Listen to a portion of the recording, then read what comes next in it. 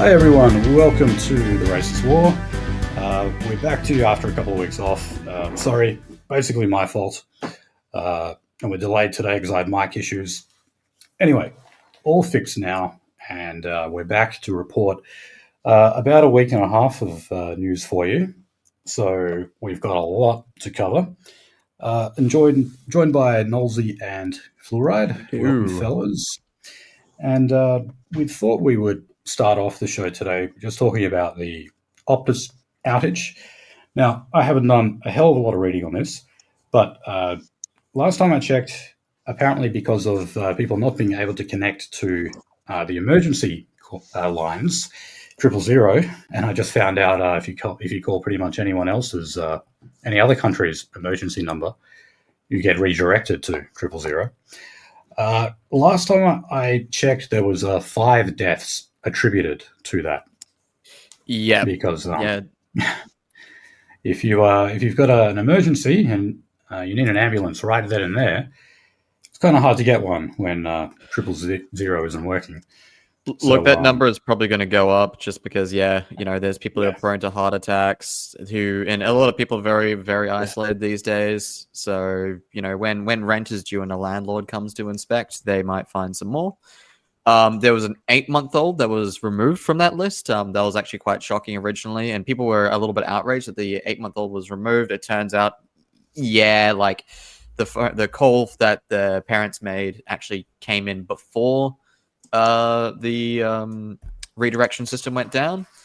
And I've got this from a telecommunications watchdog. The reason why, and this was basically a failure of this redirect system, wherever it was hosted, because the protocol is you're meant to report that you've got an outage, and then you go about fixing. Obviously, it's the Australian telecommunications body, and basically the Australian telecommunications body, let's be straightforward here, like reassigns it to Telstra, and they take over while you're fixing the system, because you're not meant to have the emergency hotline down at all ever. That's what a lot of the MPs said. They are going to get crucified for not doing that. Yeah, so there's an interesting thing. Apparently, this was a contracted overseas call center that was doing these redirects. Never mind, no consequences. They'll close that company and it'll be fine. Yeah. So again, I got this from a pretty neutral source, so they're not going to say what country that contracted call center is in. No points for guessing again. And that's the reason why they didn't actually follow the protocols, because they actually didn't understand what they were meant to do at the time. They just went into troubleshoot mode, and obviously were extremely negligent. Well, look on the bright side. Saved a fortune in hospital bills by having people cark over in their own home waiting for rescue. Well, look, Nolsey, I think you know what our listeners want. Can we blame this on Indians? I can neither confirm nor deny that shit-covered hands were touching those phone lines. Okay, but the point is, we have, increasingly made our workforce darker, browner, and I think that generally that goes hand in hand with incompetence. Brownouts on the emergency lines. Yes. We may have a show title. That's a title. That is a fucking title. Yeah, but I mean, look, I'm fucking upset. Like the emergency number going out, isn't that supposed to be something that only happens in a third world country, not a first world industrialized Western nation like Australia? Better start believing the third world, buddy. You're importing it. Well, this is it. You import the third world, you become the third world, and this is one of the signs of that. And I mean, it's not the first time either. Optus have had these issues before, and data breaches as well. And even though the government threatens them, and the rhetoric kind of gets harsher and harsher each time, and I think last time they copped a $12 million fine from the regulator as well. But for some reason, these mistakes, these oversights just keep happening. Well, yeah. It's almost like you can't find a way incompetence or a IQ bell curve median. No, and I mean, it really is another one of those contradictions of capitalism, where in the search for a cheaper workforce, you get a lower quality workforce. Then you find that the second generation is worse because they regress to the mean, and a lot of them actually don't get the same jobs that their parents did. Maybe they don't get a job at all, and they just become a leech on the system. And then the big finance capital tells you that you then have to import even more of those people because their kids turned out to be lazy sods. And, that's how a Ponzi scheme on a large scale, in terms of an entire country engaging in a Ponzi scheme, runs. Multi-level shortening. Yeah, and this is just...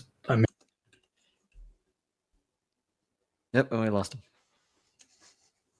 If we've lost him, he's not recording our asses, correct? This is correct. Oh, there we go. Oh, there we go. What is causing that? What is causing that? That happened to... Sorry, it's the cat. Yeah. It's that thing. My immortal enemy. She was clawing at my cable. As you do. You little shit. I swear she does it on purpose. It's like, he's doing a show. Let's fuck it up. You need to tackle the cat with your feet as you talk about the show. That thing used to fucking tackle me from behind. Like, I'll be sitting on the couch in the Optus video, and it would creep up behind me and just like fucking swat me in the head. They'll have a go at little kids. They'll hide around corners, and when the little kid runs past, they'll jump at them. Oh yeah, little predators. They love doing that. No, they're evil. Like, you imagine if you transplanted like the personality of a cat into a human, like what that human would be like. Oh Jesus. Maybe a lot like an Indian. No, cats know where to shit. Yes, very good point. And they actually do a good job of disposing of it. Oh yeah, they cover it up. They hide their tracks. Yeah, they keep it away. Indians complete opposite. Okay, well look, let's move on. There really isn't much to say about Optus other than, this is just another example of incompetence and more to come. So is it going to get swept under the rug though? Is this going to be a blip on the radar and they'd be very? They'll find them again. They'll find them again, and I guess the more often it happens, the more you get. I mean with the media, are they actually going to report this besides the fucking single thing? Is it going to be headline bloody news all around the country? It was for a bit. It quieted down. ABC News shorts were absolutely hammering it on Sunday, Sunday and Sunday evening. Monday it was gone. For good reason. I imagine we'll hear about it again when they just figure out what fine they're gonna levy. And that'll be about Monday it. Was actually the first day that Optus made a statement. They just chose to ignore the media for the weekend. How long was it outed for? The entire weekend? Oh no, it was only a few hours. The thing is, that's enough. Yeah, I think it was 11. It was 11 hours. Deaths can be attributed to this bullshit. Okay. All right. Let's move on to immigration, of course. Related issues. Yeah. And so we've got some new data from the ABS.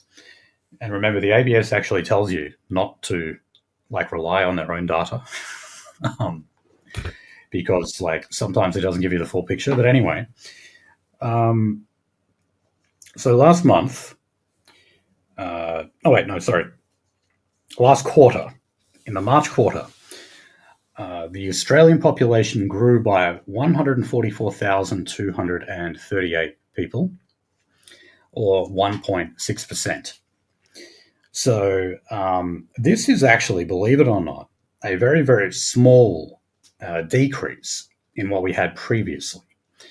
So, what was it? In the last year, we've seen 315,900 people added to the population, that is net migration. Whereas the year before that, we had 493,800. Now, I remember covering that figure a few times, and there were many estimates saying that it could have been in excess of 600,000 people, actually.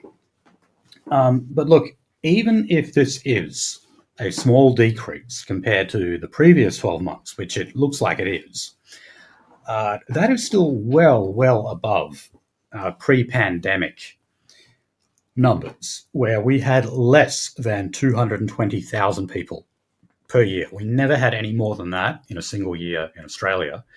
And of course, when the COVID restrictions came down, we just went into mass migration overdrive. And it's continuing. It's going to get worse in every flight. It's going to get worse. In reference, Trump's putting a single one-off, prepayment of $100,000 on the H-1Bs. Sven is saying yeah, but what about the L1A, the L1 visas? And yeah, you can do that, etc. But it makes it a little bit harder because the American company to get the Indian migrant over has to have a company in India and basically a plausible relationship with that company. Also, this is only new applications. I imagine you can grandfather in the old applications and use all sorts of fucking sticky ways to make it cheap as chips. Look, there's an entire education industry that I covered once on my little live show Peng, where I was looking at Carl Roxing, and it's like all these Indian degree mills in India to get qualifications, and then Indian run degree mills in said country to come over on the student visa, which is the one used over here. So if you near Melbourne, if you go to Armidale, there's Indian degree mills out here. Finian, did you know that? In Armidale. In Armidale, yes. Oh my god! Of course, they're nail salons. Yeah, they're a university that teaches X, Y, and Z, or teaches a trade, and then turns around and it was literally a nail salon 3 years ago, or a hydroponics plant or something. Yeah. So if you go on r/India right now, there's a lot of them panicking because they're coming out of the Karachi school district, and they're like, "Oh, I was meant to be doing paid their money Google." Yeah, they're panicking and they're saying well, what country can I go and get and do monkey code monkey programming? And they've got 3 answers right now. They're working on 3 answers. Australia is number 1. Next is Canada. Oh. All right. Well, look, that's a very good segue into the next story. Because the ABC did a story. This is over a week old now, but anyway. They're still actually commenting on the protests, the March for Australia. So, that is a win in and of itself, the fact that the media is still talking about it. It may not have the same infamy as, say, Charlottesville or whatever, but at least it's a march that people will remember. Anyway, it said here that apparently we do have a migration crisis. So here was someone from the Master Builders Association. They said this, there is a migration crisis for housing, but for us, it's a crisis relating to not enough migrant workers. Right. So this is Master Builders Association, by the way, they represent the builders who build houses. And they're still trotting out the same line that you've heard from Chris Minns, that actually the reason why we have a housing crisis is because we don't have enough people to build them. Now, partly to blame for this, this is Danita Warren from the NBA. She said part of it is the difficulty of getting overseas qualifications recognized and the length of time that process takes. So she said, we know it takes anywhere between 12 to 18 months to get your skills recognized. It costs a lot of money. And then, of course, if you need to do gap training, it's also expensive as well. Jesus fucking Christ. First of all, like I said, because this is a Ponzi scheme and because it is a money-making scheme, yes, migrants are going to be screwed in that process as well with high application fees, high fees for doing English tests, other qualifications, etc. So I don't deny that for a second. But she needs to realize, like, that's kind of the whole point here, so that, like, migration lawyers and immigration agents line their pockets. It's a big, big industry, and a lot of people have dipped their finger in, and they want something out of it. So, and they're willing to fight to keep it that way. But also, on the note of incompetent labour, what she's talking about is recognizing qualifications that basically don't mean shit, that, are maybe just done as, like, they're printed off in a certificate mill, and the only thing you have to do to get one is pay for it. You don't have to actually go for the training. And she's effectively saying that those qualifications should be recognised. So that was one of the things. If you want to be, if you want to be incredibly fucking mad, literally just look up Carl Rock on YouTube and type in, like, Indian education Carl Rock. And he's talking to this one Indian student who he was like, "Oh, I went to Ukraine, but war broke out, so I come back to India. I'm applying now for Canada, visa Australia, visa America." And he goes through his education process, and literally the schools are advertising not like, "Oh, look at the academic success of our things, look at how well achieved they are." They were advertising the success in using their degrees to get into those countries and their degrees to get those visas. And literally, like, these schools are shop fronts. They're not. The things these people care about, not their not the fuck. Because if you try and talk between the lines of these fucking idiots, then they're not going to understand what you're selling at them. You got to directly say what it is you're doing for them, not esoteric kind of, They're talking in plain English because you have to, so that they understand. Oh, that's what it's doing for me. Yeah, fair enough.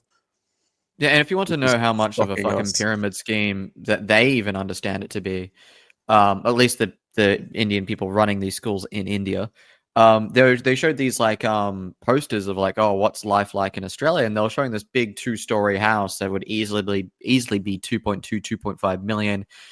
This guy with, like, this really light-skinned Indian woman, and he's, like, this really lower caste Indian guy with this really higher caste Indian woman living in Australia and living in Canada and living in America, and they've all got, like, big wads of, like, cash from said countries, and all this stuff. Levels. They're all in, like, 3-piece suits, and they're all, like, super successful. And then the next thing is, like, also remittances, and they had all these apps for remittances advertised as well. It was the most infuriating thing I watched. I think I even got Jordan from New Zealand to, like, just basically rage out at it. But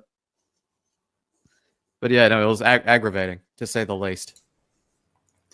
So that, I mean, do you need any more evidence that, like, they simply look at Australia as an economic zone? They're like, here's this market with all these different ways that we can exploit it. Let's do that to the greatest extent necessary.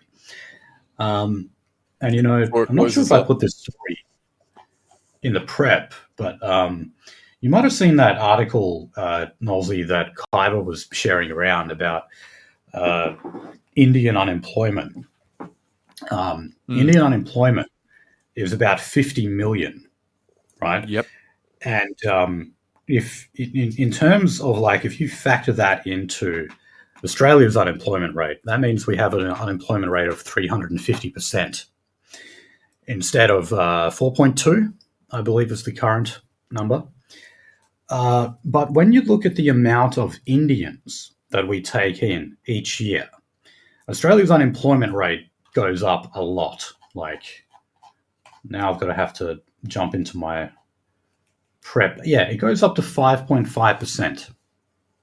If you take that into account, if you take into account the unemployed Indians that we take into the country each year, we actually have a much higher unemployment rate than you might think. We take these people in to take up some of the jobs, and that means that we keep other people within the Australian economy out of work. So the unemployment rate is not as tight as what you think when you take Hmm. into account the workforce that we import every year.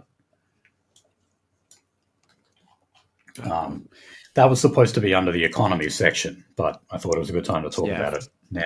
It's probably a good one. I remember this old saying, and they'll talk. This was a documentary. I think it was even done by like Rebel News back in the day. Just do a Hail Mary right there. But there's the Swedish activist woman. She's saying like, migration isn't Sweden plus, it's migration. Migration is Sweden minus. It's like basically she ended up talking about all these non-elastic things, and employment, housing, affordability. These are non-elastic items. Now, granted, I will agree with leftists on this thing. Supermarkets are to a degree gouging, because if they know that like, oh yeah, there's a narrative that like, supply and et cetera, and expanding population and inflation is a thing. Yeah, they'll inflate plus. That's a true thing. But they can only do that because there is some material inflation going on. Right. Okay, so look, just talking about the protests again. The ABC are now actually talking about, like, for the first time really, about the disruptions that they cause. Now, but they're only talking about that now. I guess they maybe mentioned it when they had the huge one in Sydney that was, maybe 100,000 people. But that they've had really little to say about the ones that happen on a weekly basis. And the fact that, you close down major roads, you interrupt business, you interrupt people's commute, etc.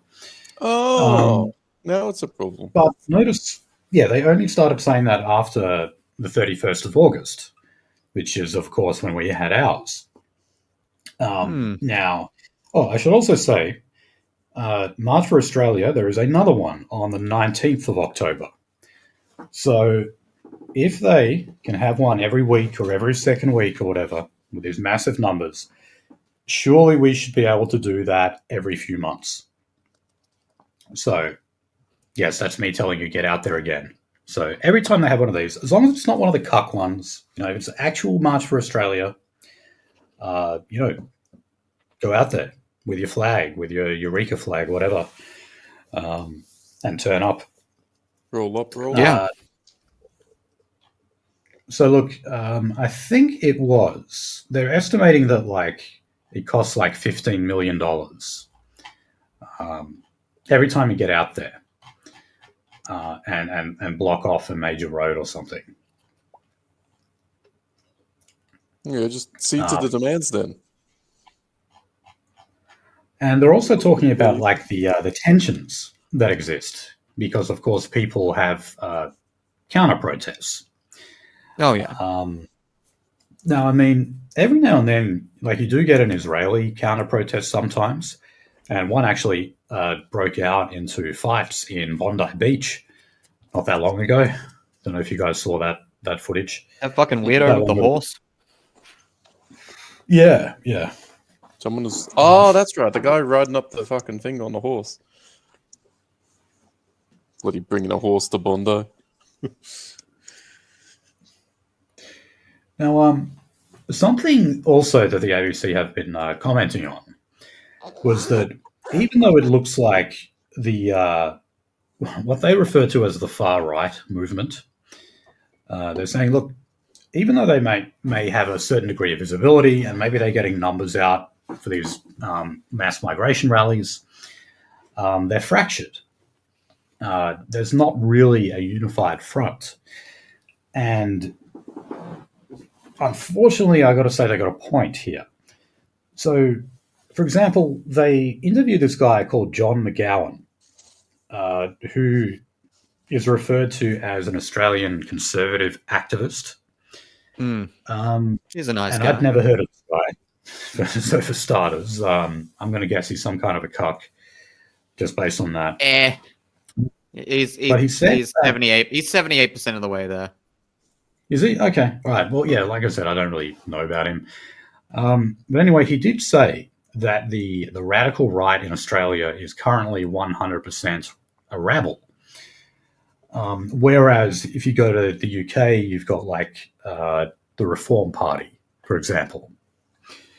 And I guess he's got a point. And this has been a problem in Australia for quite a while. And look, I'm being careful not to take sides here, but I would just say that, like, try to keep the infighting down. Because there's been a lot of it on Telegram lately. I've noticed a lot of our own guys disagreeing over really small things, I think. And I honestly think that stuff like that should be kept to your own private chat. You don't need to post it on your public channel. And you've always just got to remember, like, other people who are against migration, think of them as an ally rather than a competitor, for the most part. Except for it's RV many. Then he can go to hell. Well, that's different. He's an enemy. That's completely different. But what I more mean is, like, say, a guy who's a white nationalist, but maybe you have a bit of a disagreement on the Israel-Palestine issue.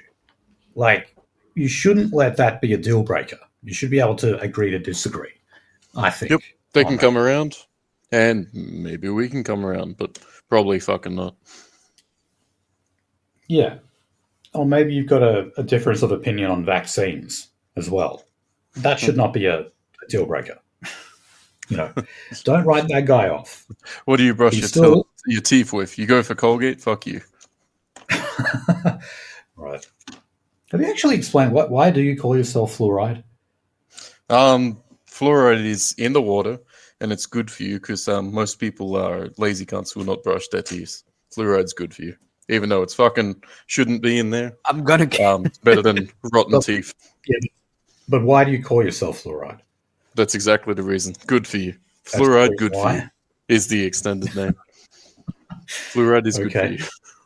Except unless it's hungry for fluoride or dino fluoride or mega Can be fluoride. whatever type of fluoride you like. As long as it's fluoride in there, it's me, even if I've got fancy text name. Fluoride, it's inside of you. You're not getting rid of me. Okay, now, one of the big stories, of course, while we were on our short hiatus was the comments that Jacinta Price made about Indians. How do we keep getting back to Indians? So, look, you said that one of the reasons why Labor is so keen on so much Indian migration is because as a voting bloc, they're very, very pro-Labor. 85%. And that's definitely true. Ooh, you don't get that with any other fucking demographic. 85%. Are you sure it's still on the demographic? Because, wow. And also, you know what was very interesting? During the first wave, like big wave of Indian migration, they were actually pretty much split three ways. It was like 1/3 coalition, 1/3 Labor, and then 1/3 other, which is a pretty good description of the voting public generally. But in the past few years, they have solidified around the Labor Party. And there's a few reasons for that. One is simply Labor have been better at pork barreling. In other words, just signing off huge grants to build like a Hindu temple or something like that. The other reason is the ethnic branch stacking. So just think of the stuff that Adam Somurek was doing in Victorian Labor. Now, he was sacked, of course, but when you look at so much of the branch stacking that was going on in Victoria, it was ethnic in Labor. So, for example, Indians, there were shitloads of Indians, and they would sign them all up, and then, of course, they would go and pre-select an Indian candidate for Labor. And if you do that, well, of course, all the Indians around there are going to just vote Labor. So Labor were basically ahead of the game there. They knew that this was a potential new bloc, and they outmaneuvered the coalition, and now they've got them as a solid base. And that's going to be that was like also that one of the decades. things.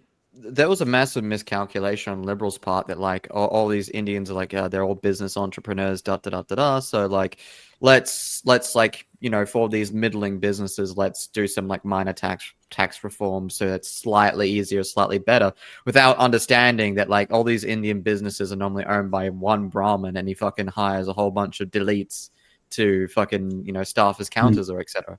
Like the fucking smoke shops, they're all owned by one fucking dude who gets that tax benefit, who may or may not end up voting liberal. And all the guys below him that like have sat around here and not long enough to get a permanent residency or become a citizen, become a citizen, they've all voted for Labour because they want it easier to get remittances. They want to get their cousins over here.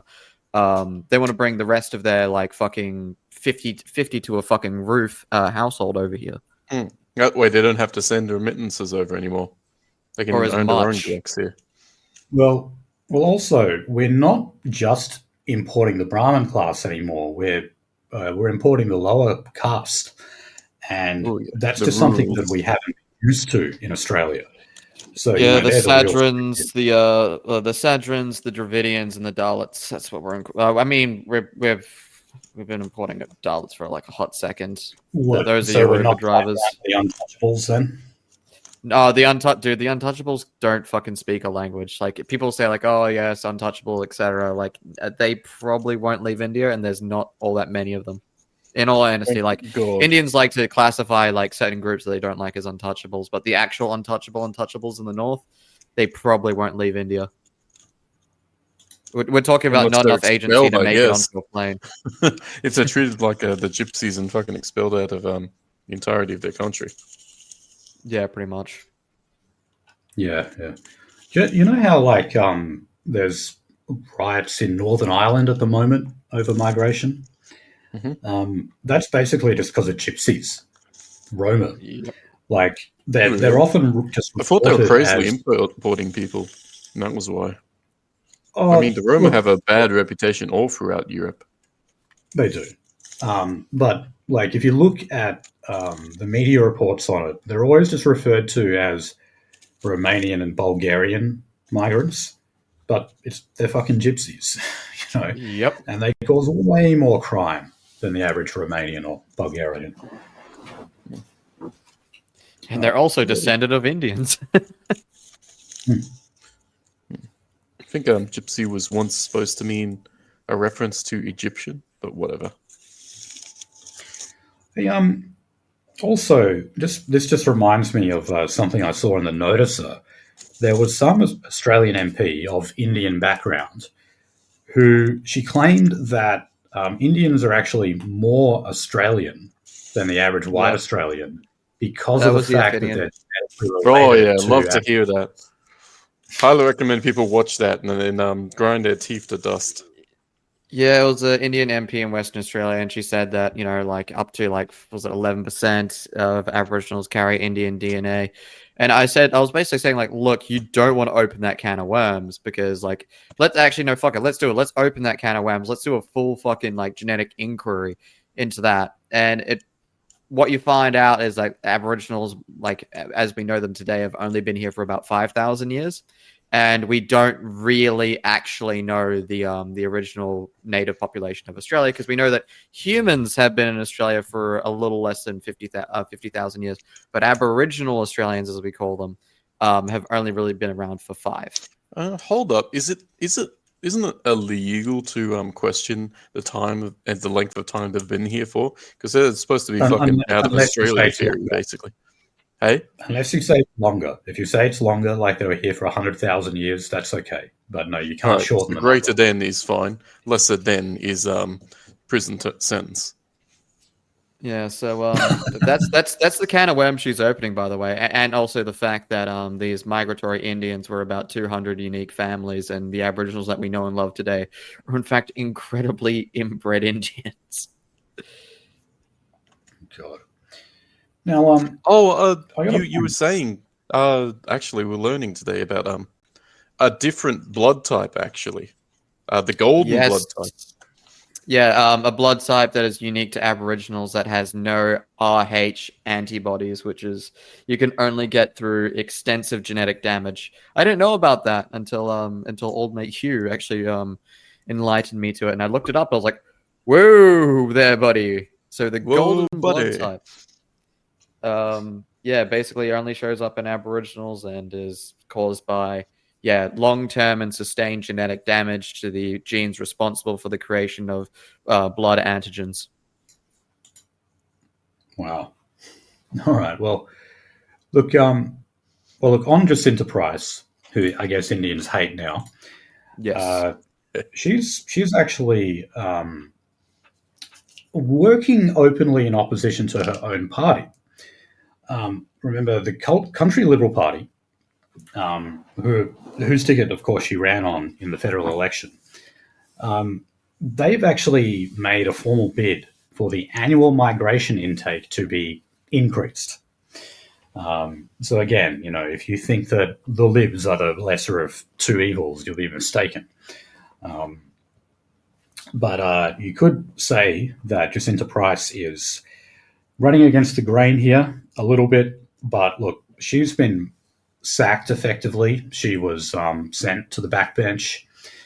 Who knows if maybe Andrew Hastie's rises from the Liberal ashes and becomes leader. People are kind of assuming that she would be reappointed. Destroy Andrew Hastie. Destroy Andrew Hastie. Yeah, and bloody Drew Pavlou has like some man crush on him now. Like, I think Drew Pavlou is actually like trying to turn himself into like some sort of conservative now. He wants to go back. And the closest thing to his like late 2023 political takes right now is Andrew Hastie was like, "Oh, I don't like immigration, but multiculturalism is a part of Australia, and I'm just a basic bitch conservative. Fuck China." That's why. Yeah. Well, again, Joel said this last night as well. Is like the only reason why Drew Pavlou's takes got any more base is because his Asian girlfriend left him. Is that actually true? Yes. Oh god. End of 2024, and then his takes literally just go from like I'm a progressive liberal Democrat person to I am really conservative. I'm concerned about demographic change in Australia.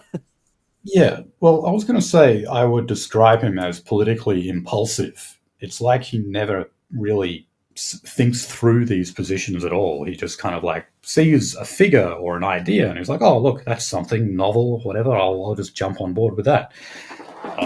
There's no coherence. There's no consistency to what he believes. He's a political troll. Just keep that in mind. Like, he even fashions himself as a troll. So if it's something that like he believes will offend his enemy, he'll farcically support it. He wants attention. He's a sensation seeker. I mean, remember, you're on the ball ahead of everyone else. You will get that attention. Well, that's the unfortunate thing is people have given him the attention.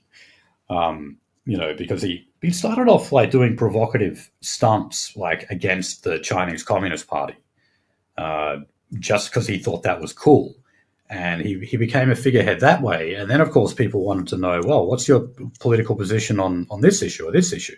And he had none. He had none because he never thought it through. He was just a fucking show pony saying, "Look at me."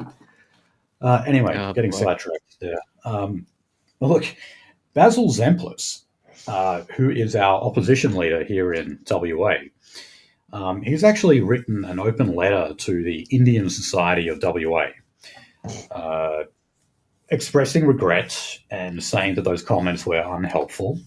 And, Susan Lee and pretty much everyone else in the Liberal Party said the same thing, pretty much. But here in WA, apparently, we have a commitment to supporting the Indian community and cultural diversity. So Basil's here to try and make it all better. But more importantly, what they're trying to do is win over the Indian vote. And I don't think they can do that because, as I explained before, I think Labor have captured that now. It's not like the Chinese vote. It's a little bit more precarious. They swing back and forth. And, of course, it just matters who it is that you run. In other words, if you run a Chinese candidate or an Asian candidate, they are more likely to vote for him. So that brings up the frightening prospect does this mean that the Liberal Party are now just going to start running more Indians? Because that's the only way you're going to get their vote. Yep. I mean, that's That'll how look they great. That'll look that's how they fantastic. that's how they snubbed that one fucking American bitch out of that who was running as a Labour candidate out of that Labour stronghold. It was like, oh, it's a Labour stronghold, and they're running this relatively well spoken, American fucking parachute plot. What do we do? Well, the community is nearly entirely Vietnamese. Let's run a Vietnamese woman with no fucking actual political message whatsoever. Oh, she wins. Winner, chicken dinner. We covered that at the time. It was fucking hilarious. So yes, they will. Watch this space. Yeah, well, I think we actually have a story of that coming up. So yeah, I think they've already started pre-selecting Indians. So it's frightening. Okay, now on Insiders, not the one last Sunday, but the one before, you had a journalist on. I think she's just an ABC journalist called Isabella Higgins. And she said that Jacinta Price's comments about Indians were racist. And she also said that as a frontbencher, she was unable to talk about complex policy issues. Now, it was this point that I thought was the better point. Everyone was going to just throw around the label of racist when you single out a particular demographic group. But the other thing is, it really does seem like in terms of party discipline, Jacinta Price does not seem to be very good at it. There is certain protocol that you're supposed to follow when you're on the front bench. And one of them is, well, you're supposed to support your leader.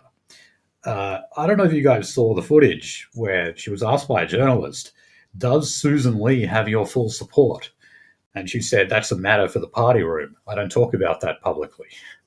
Now, that is the most basic test. Of course, if you're on the front bench, you give the leader unequivocal support.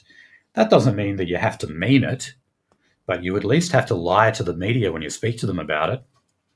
And she was not able to even do that. So there is a criticism out there, and I do think it's valid, that Jacinta Price was put out there as, along with Warren Mundine, as the Liberal face of the No campaign, simply by virtue of her being an Aboriginal woman who is slightly above the mean, the Aboriginal mean. But when you put her to the test on other areas, say just talking about mass migration, she doesn't know how to actually articulate these points properly. And if she did, I'd say she'd still be on the front bench. So yeah, I'm saying that this was part of the fault of the Liberal Party for engaging in diversity hire for a token pick. Even though they like to say that's just what Labor do or just what the Greens do, the Coalition do it just as much. And this is a brilliant example of it. I've been saying this about Jacinta Price since the moment she came on the radar. She was a diversity hire. Yeah. And it's starting to backfire on them because she was inexperienced. She was promoted to the front bench instantly when she was voted into the Senate. So they took a swath card to her and said, yeah, that's pretty good coloring. And welcome in. Well, again, she was a brown woman of choice. That's what the goal was. Yeah. I mean, we did say that at the time. It was she is literally just here. She's a fucking idiot.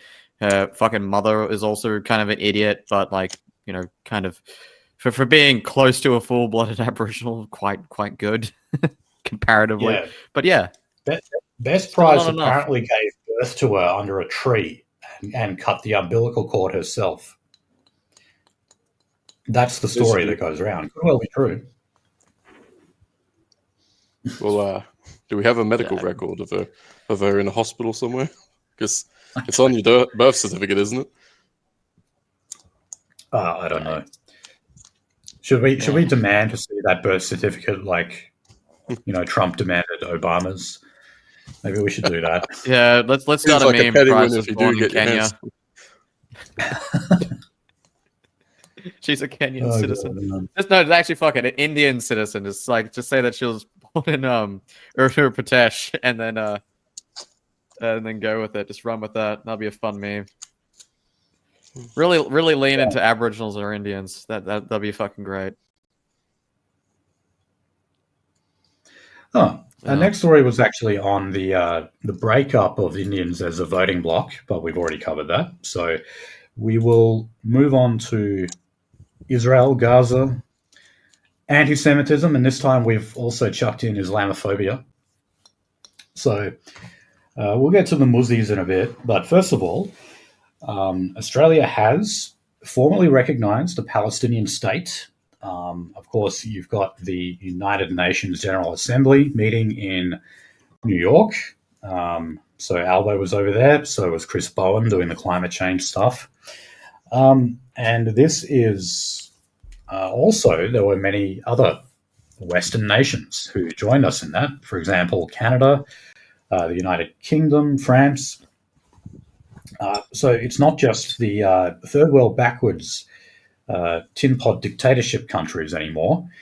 It's like pretty much everyone except for America. What? Well, you got all those wacky islands out in the middle of the boonies. And then, of course, and the bribed Pacific Islands. Yeah, they're fucking delightfully bribed. I had to explain that to one of the Americans recently. I was like, oh, why does Australia give like money to X, Y, and Z island? And I was like, well, look, dude, we literally pay these people money under the guise of climate change, so they don't join ranks with China and they vote alongside like the U.S. global political interest. And China likes to bid against us, so we have to raise the money. Isn't that a lovely fucking decision? Isn't that a fucking lovely decision on our behalf? Basically giving them a whole bunch more money because China likes to play with these people. Tiny island nations, many of which you have never even heard of before. They're the ones who vote to not recognise a Palestinian state. They couldn't point it out on a map. So, look, Belgium, Andorra, Luxembourg, Malta, Monaco, Portugal, huge list. Traditional allies of Israel that are breaking away. So, I'll say what's this next? Go on. Oh, and I was going to say, I said this earlier today when I was with you, Fluoride, but and we were streaming on my show, Pang. No, yeah, they voted for them, but look at the conditions they're imposing on them to actually allow for them to be properly recognized as a state, for them to actually be like, oh, yes, we'll have meetings, we'll do X, Y, and Z on your behalf. And it's the same that Australia was putting forward in the first place, which is like, oh, yeah, you must be able to do international relations. You must be able to fly members of your government. And also you must have fair democratic elections. Finney and I, we've run over this a handful of times. That will not fucking happen ever again. Well, and also you have to be able to collect your government officials and have government official meetings with all of your members of supposed cabinet. And it's like, well, congratulations. That's how you get fucking struck with a missile, because Israel needs more missiles. You're going to have to work from home when it comes to actually doing that. You're going to have to fucking phone it in, because remember, it doesn't matter where you do it, you're going to get bombed by these fucking people. One of the conditions is also that Hamas cannot play any role in a future government. So how could you demand that and demand elections at the same time? Because Hamas will win those elections. So they can't have both of those things at the same time. Because there's what I was kind of asking is, what's next? Are we going to make them part of the UN so that next time they strike them, bloody Israel is at war with all of fucking Europe? Because what more can you actually do to keep these people fed and unbombed besides actually declaring war with Israel? Import them to Europe. There you go. That fixes the problem, doesn't it? Just ethnically cleanse these people out of the country. Where does diversity belong? In my country, in my neighborhood, or in my colon and asshole? Did you guys see the open letter that the American Republicans, wrote to the Australian government? Yeah. So it said, it's about a page and a half, but this part is the crucial part. It said, proceeding with recognition will put your country at odds with long-standing US policy and interests and may invite punitive measures in response. So that's them threatening us. What are you going to do? Give us more of your diseased-ass meat? Yeah. Or increase the tariffs further. Yeah, I was gonna say, maybe Henry Kissinger was right. You know, to be the US's enemy is dangerous, but to be its friend is deadly. Is lethal. Absolutely. Now, at the same time, Susan Lee, the opposition leader, wrote her own letter and said that in the event that the coalition is returned to government, they will reverse that recognition. And there you go. As I said on the socials today when I posted this story, what a vote winner. Not. Yep. Well, there is a point, isn't there? Isn't this something we could vote on? Hey, do you want to recognize Palestine as a state? You don't get to choose that, and we'll be unchoosing it as soon as we get in. Apart from the pro-Israel hawks in Australia, the boomer conservatives who would love that, they're going to vote Liberal anyway. They're like the only people who care about that. So that is just, if you're talking about just simply playing political tactics here, that is one of the worst things you could do. You're just going to piss everyone off. And even on the conservative side of politics, people have had enough of this. Okay, I believe Megyn Kelly, the former Fox News commentator, said that no one under 30 supports Israel, including conservatives. What a time to be alive. Yeah.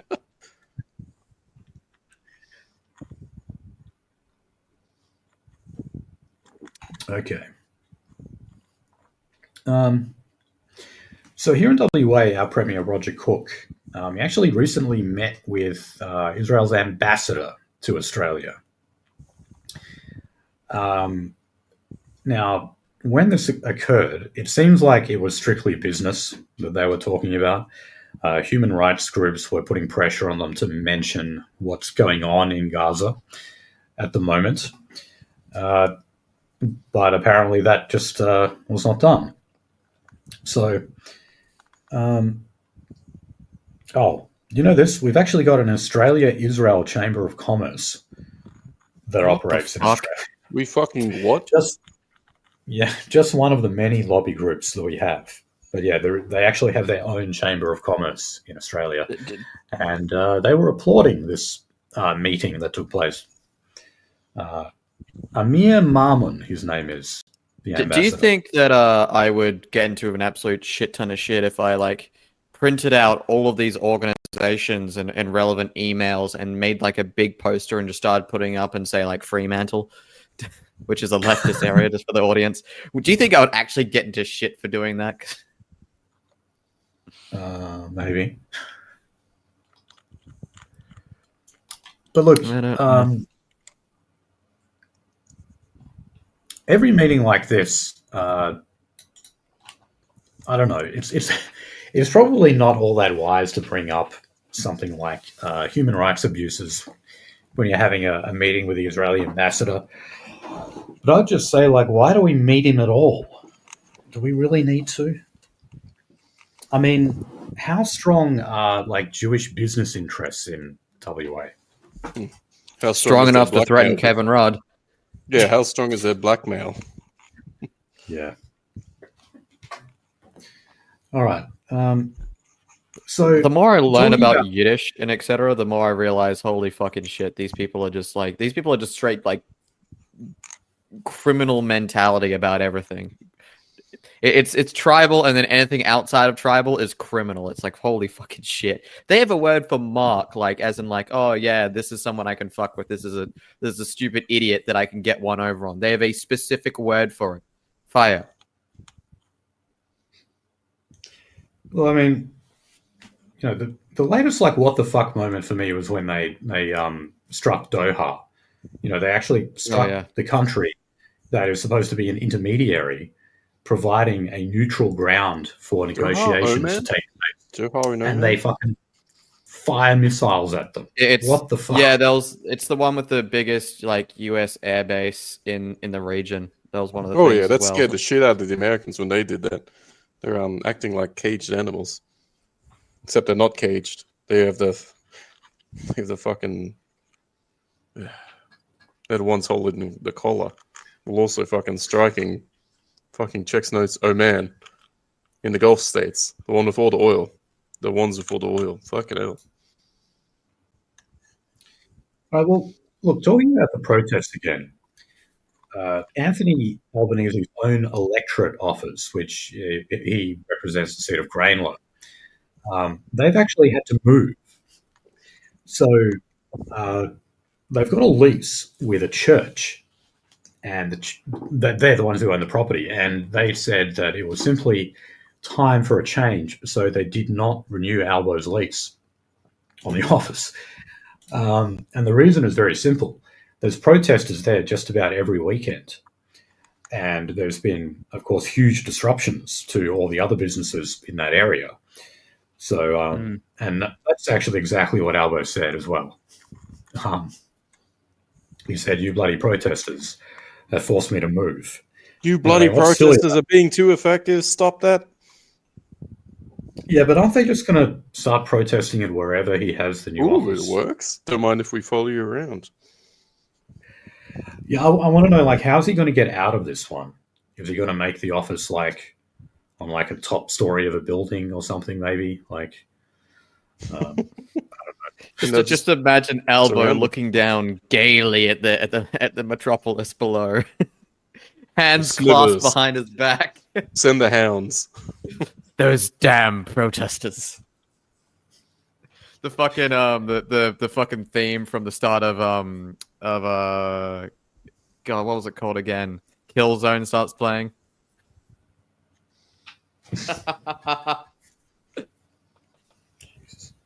There's no escaping it. All right, so we now have the official report on Islamophobia in Australia. So remember back when the government went to appoint an envoy against anti-Semitism in the country, Labor felt like, they had to do both sides. So they simultaneously appointed an envoy against Islamophobia. There's three prongs in the Abrahamic religions. Where's the one for Christianity? Oh, no, of course, we won't get that one. Well, fuck. Even though you had that guy from like the Assyrian church who was stabbed in the fucking face, wasn't he? Like he lost an eye. Yep. But no, that doesn't matter. In front of a God and everyone. Yeah. So anyway, the envoy is Aftab Malik. He delivered 54 recommendations. So that includes calls for inquiries into the prevalence of Islamophobia and anti-Palestinian racism. He also said that religious discrimination laws should be revived and counter-terrorism laws should be reviewed. So I guess he thinks that certain counter-terrorism legislation focuses exclusively on Muslims. I wonder why. Well, I mean, yeah, there's that. But also I'd say, Malik, what about us? What about those, the people you've referred to as right-wing extremists? I'm pretty sure they apply a hell of a lot more to us, and our guys get harassed a hell of a lot more than any Muslim does. Well, yeah, but it's probably along the lines of, the Muslims are the garnish to make sure you don't notice it's just white people they're going after. Yeah, I mean, that's how they get the laws on the books in the first place. And that's why, we always tell people, like, be very careful about laws that maybe on the surface sound good. Like when we have laws that maybe target drug dealers or pedophiles or something in terms of speech, whereas really they're actually used against other people, like who are law-abiding, like white nationalists. Well, again, I think that the top two groups that Was it ASIO or the AFP? I think it's ASIO. That ASIO spends money on doing like counter-terrorism on two Islamic groups. I can't remember the names off the top of my head. I think it literally just breaks down to Shia and Sunni because those what like fundamentalist Shia and fundamentalist Sunni. And the third group is literally guys like fucking Tom. And I think even though there's being more money spent on the top two groups, I think we're actually getting more arrests at this point. Yeah. Well, I remember that ASIO said that almost 50% of their workload was on far-right extremism. I remember this because this is what they said. Do you remember when I think it was Four Corners, and it had like these two brothers, and they basically told a sob story about how a Nazi was banging their sister. Oh yeah, the two just genetics. The two just that was like the worst thing. Yeah, that was. Oh my god, dude! The Anti-Racism Association was literally being like, "Don't show this! Don't show this! Don't show this! Do not show this!" We're gonna show it. We're gonna show it. And that was terrible. Oh my god! Yeah, it was the ultimate nothing burger. Like even when I watched it, I mean, obviously I watched with a very critical eye, but I was like, this is even bad by the ABC standard. They're like just complaining about the fact that these guys didn't like their sister's boyfriend. That's it, and they basically made an entire episode about it. Like, very cool.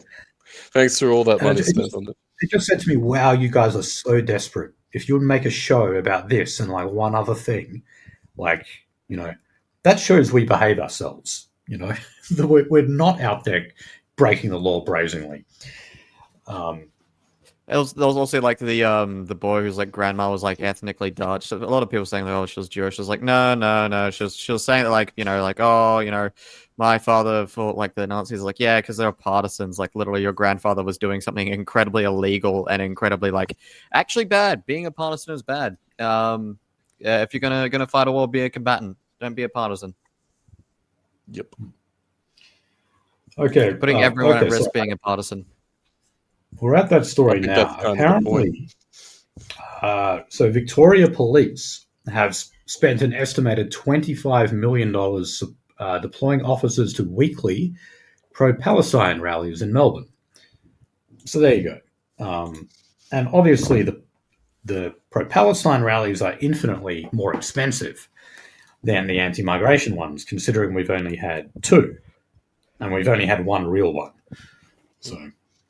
Yeah. Well, is our politics going to let? Are they going to let up now that they've tasted a bit of blood in the water? That we've acknowledged Palestine, or are they going to continue on until the killing stops? Because that'll go on forever. That'll go on for fucking ever. What happened to the free Iraq? What happened to the free Afghanistan protests? What happened to the Occupy Wall Street protests? Literally, they'll simmer it out until it goes away. That's just how you do it. Well, they hammered pretty hard in Australia this time, so. Yeah, well. Yeah. They were telling people to shut up. We got the leftist side of politics supposedly in government, so you could expect they got people to shut the fuck up about getting raped brutally in Wall Street. So during the Occupy Wall Street stuff, the magnitude of the effort and crime does not matter to these people. Just remember that. Yeah, Me Too went away when the wrong people were starting to get fingered. Fingered, I mean pointed out. I don't mean buggered. Yeah. People were getting fingered, unfortunately. Oh god, fingered and buggered. I don't know if you guys pay attention to Candace Owens at all, but she actually had recently an interview with Harvey Weinstein from jail.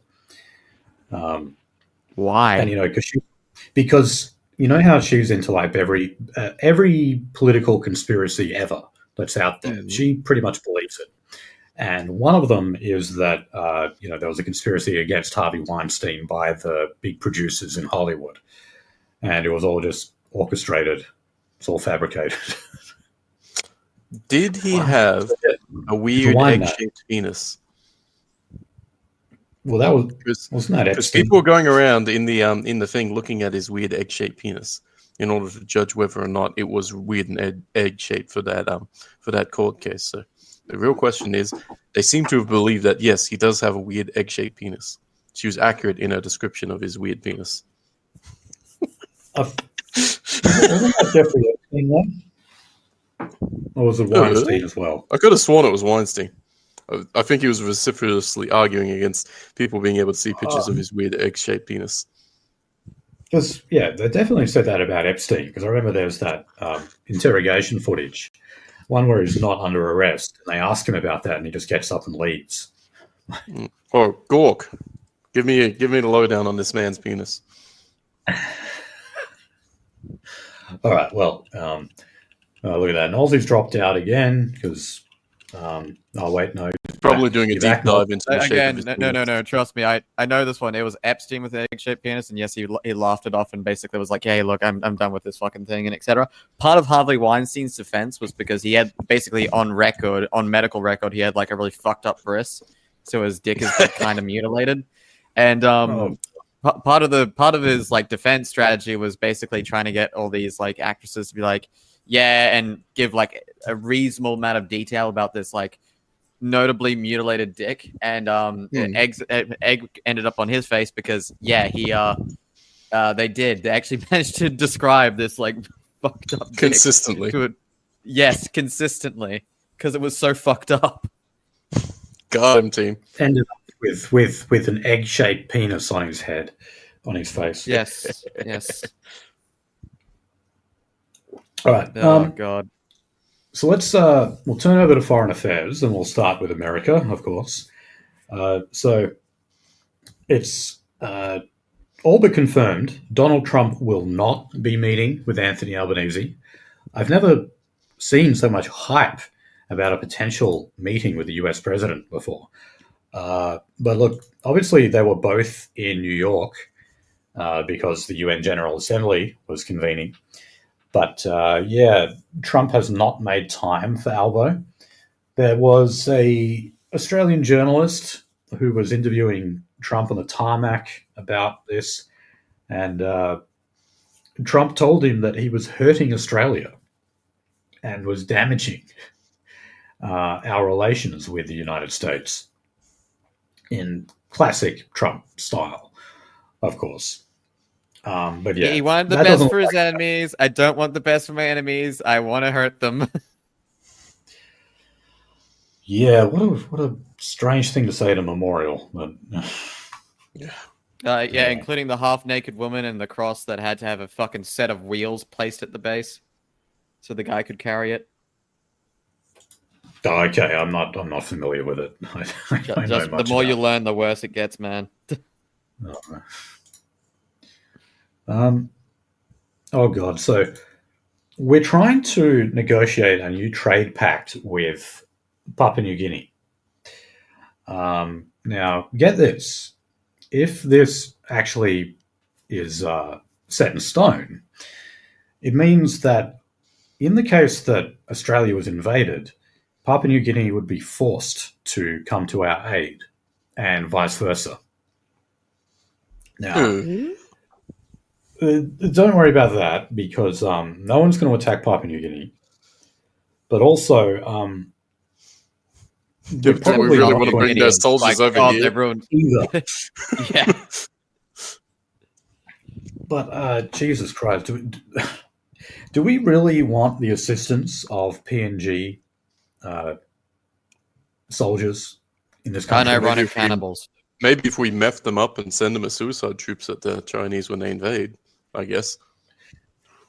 No, we just put them in a cage, we starve them for 2 weeks, and then we send them to the Chinese troops. They'll take out multiple of them because I don't imagine one of them's a decent. Problem is, they're just going to be hungry in an hour.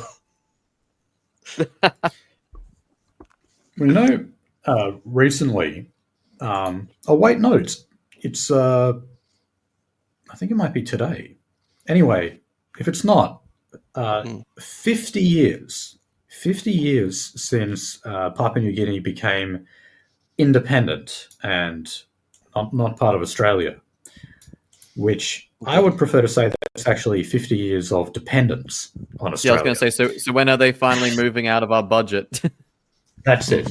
So, yes, maybe in political terms, like on paper, they became independent. But we have certainly not stopped holding PNG's hand that entire 50 years. And also, that defense pact that they were negotiating It currently fell through.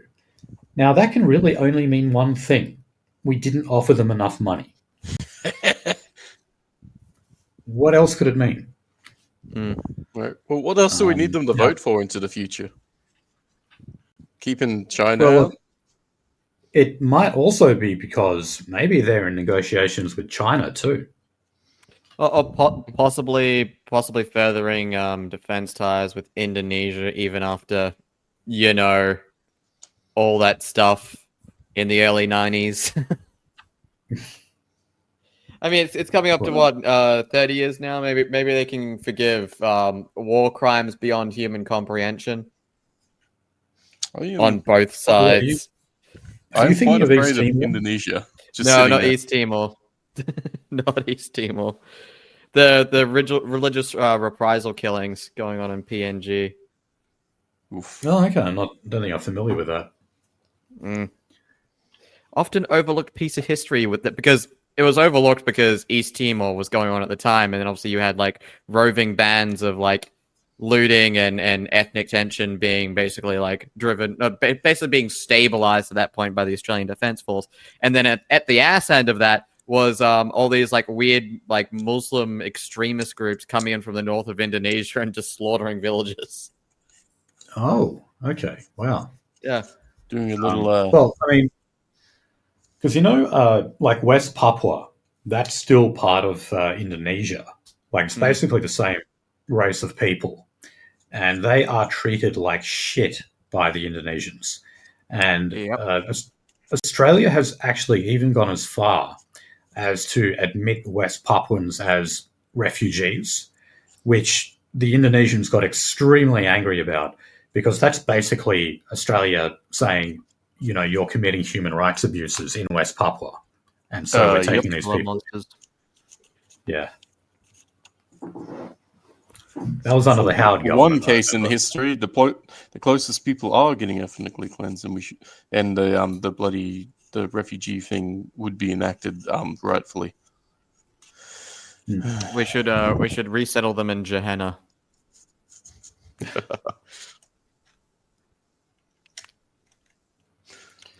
Okay, right. So if we go to Victoria now. Don't worry, Chairman Dan's out of the picture, but he had to get that choice photo shoot with like Kim Jong-un and Putin and Xi Jinping on the same photo. No, but the current premier, Jacinta Allen, is out there trying to get more Chinese investment into Victoria. Now, that would be boosting the amount of Chinese students in Victoria by more than 64,000. And apparently Victoria is the most popular destination for Chinese students. I believe it's also the most popular one for Indians as well. But the interesting thing about that is that would actually mean that Albo would have to increase the permanent migration cap. So we just mentioned before that the country... You think he has it in him? Yes. Now, so remember, the Country Liberal Party in the Northern Territory is also calling for an official increase in the intake. And now you have Victorian Labor calling for the same thing so that we get extra Chinese students and extra Chinese investment in Victoria. And unfortunately, these are the voices that the government is much more likely to pay attention to, rather than us, in the streets protesting, pleading with the government to stop mass migration. These are the kind of perverse incentives that we have in the system.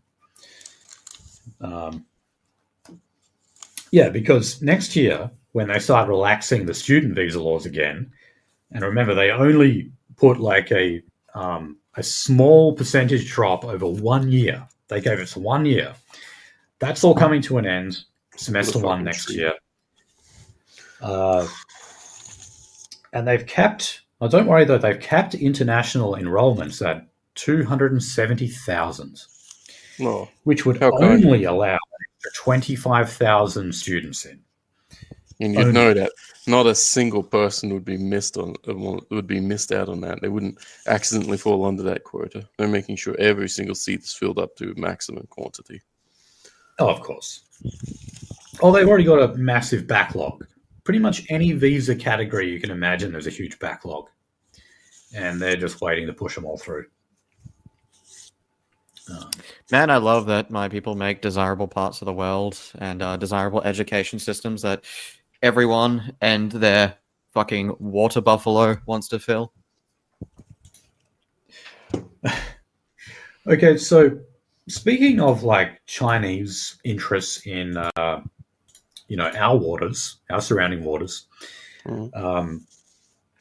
apparently, because remember, China actually did beat us in getting a deal with the Solomon Islands. This was under Scott Morrison, I believe, and they were accused of sort of being asleep at the wheel. Well, anyway, now that China does have that arrangement with them, apparently they have begun the process of fingerprinting the entire population of the Solomon Islands. What the fuck? Right. They What, are in case of crimes? they're referring to this as community policing, but just on the national level. Right, so they can't afford the cameras to watch everybody's ass, but they can put everybody's on permanent record, all their thingies. Yeah, and I mean, so look, they have said, so the opposition in Solomon Islands have said that this move by China is a violation of citizens' rights in the Solomon Islands. But apparently is just covering for them the whole time and saying, no, they're doing a good job. There's nothing to worry about. This is just a security measure. What do you have to care about the government documenting your bio security info and cataloging it all? Oh, God. Wow. Hey, Solomon Islands, if you'd gone with us, we would have let you get away with crime. Because you're the right color. I've just Googled it, and it turns out by 6 months of fetal development, your fingerprints are always there. So yeah, you can get yourself printed at birth, and it should still be accurate, I guess, all throughout your life. Oh, wow. Yeah. I guess one of the things is take the little baby's little grippos, put them in some ink, and bloody slap it on a card. Jesus.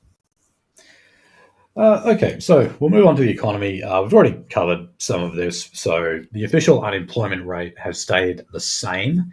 So it is 4.2%. Apparently, though, 5,400 jobs were lost, even though the government was telling us we were supposed to gain 21,000. So we're still going backwards, and like I said before, we're still importing a shitload of Indians. I'm sending in more trains. Yeah, so, again, when you take into account the foreign labour pool, that figure of 4.2% becomes even more flimsy, leaving aside other reasons why it's misleading. Like someone who does volunteer work and gets paid nothing is counted as employed, for example. There's a lot of things that obscure that figure. So when I was fucking around cooking sausages for the barbecue, that would counted as me doing 2 jobs. That's great. Yeah. Okay, so on the housing, so South Australia, an inquiry into the housing crisis there has recommended the introduction of a registration scheme that would track how many properties are being used for short stay accommodation. So, we hear about, people who have some investment property and it only gets used as an Airbnb a few times a year or something like that. And the rest of the year it just sits there empty. Now, the government doesn't like that because they're saying, we need to make these places as available as possible. So there's talk about imposing a levy or some kind of tax on those people if your property remains vacant more than a certain amount of time. Maybe that would make a tiny, tiny, tiny difference. But again, it's just showing the desperation here when you ignore migration as the primary cause of the housing crisis. Well, what do? You start just going through these little nitpicky policies like this. Trimming the fat at the edges, ignoring the necrotic tissue in the middle.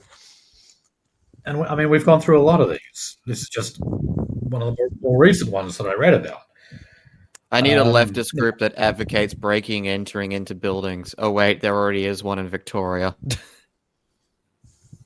Yeah, and they'll film it and post it on Telegram proudly as well, and the cops won't do anything about it. Strange, that. No, this is the way. So, over in New South Wales, on the other hand, they're talking about their planning system. So they're talking about now making the biggest reforms to the planning system in almost 50 years. So they're proposing to introduce what they refer to as a single front door called the Development Coordination Authority that would provide advice on applications on behalf of all government agencies. So you don't have to go through multiple government agencies. Ooh, that's going to cut out a lot of middlemen. Yeah, and, I'm not even saying this would be a bad thing. It probably would be a good thing. But I just want to know, ultimately, how much of a difference is it going to make? And I would say nowhere near it enough.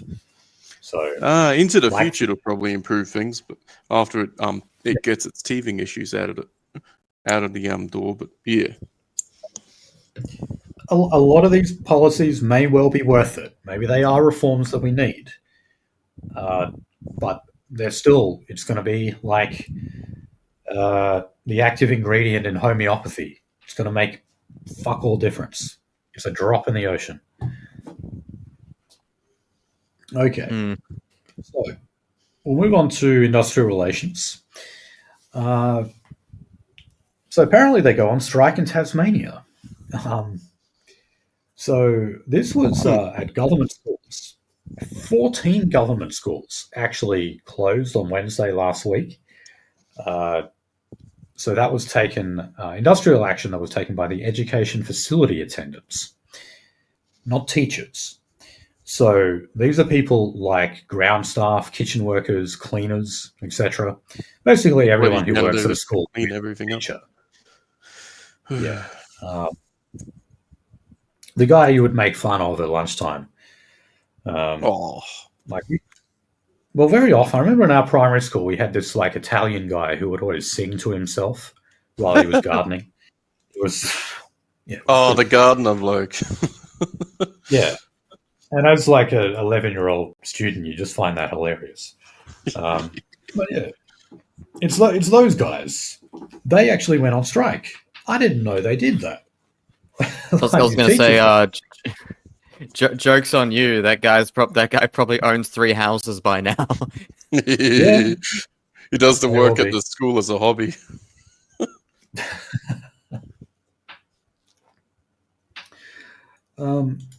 Yeah, but anyway, they're having a big dispute over pay and conditions, and I mean that's got to hurt if you walked out of 14 public schools.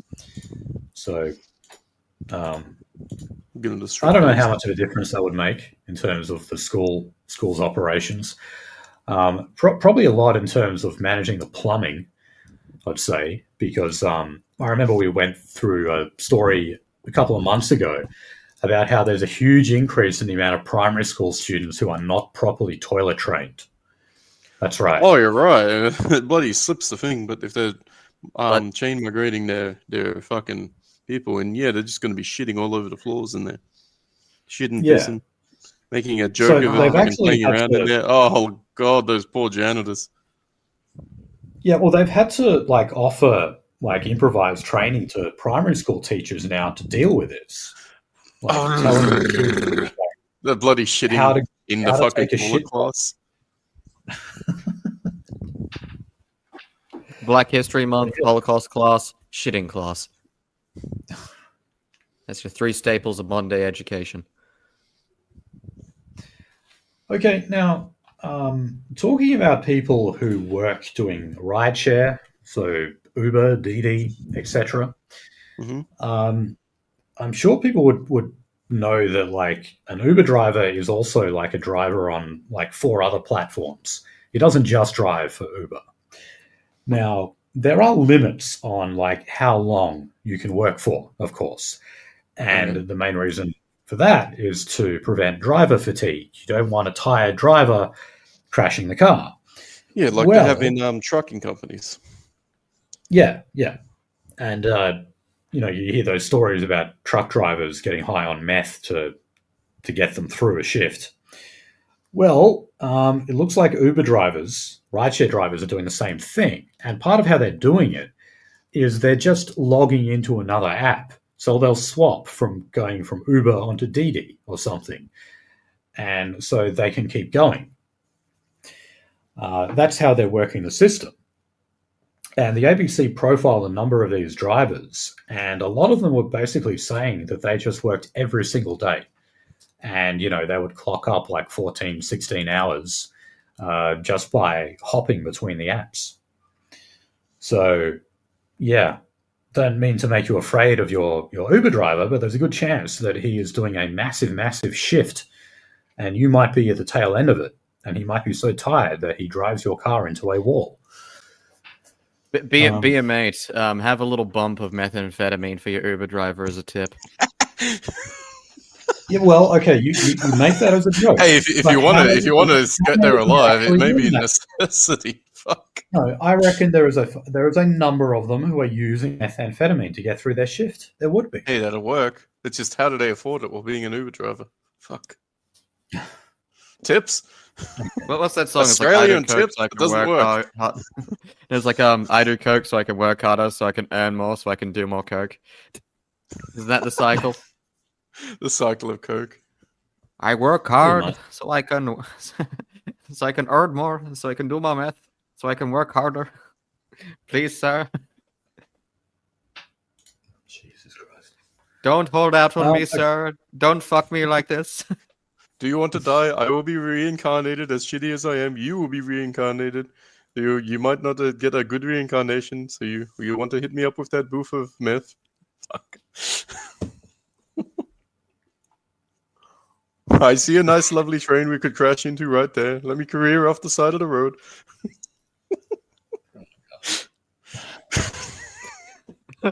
Fucking Jesus. Allow me to complete my line.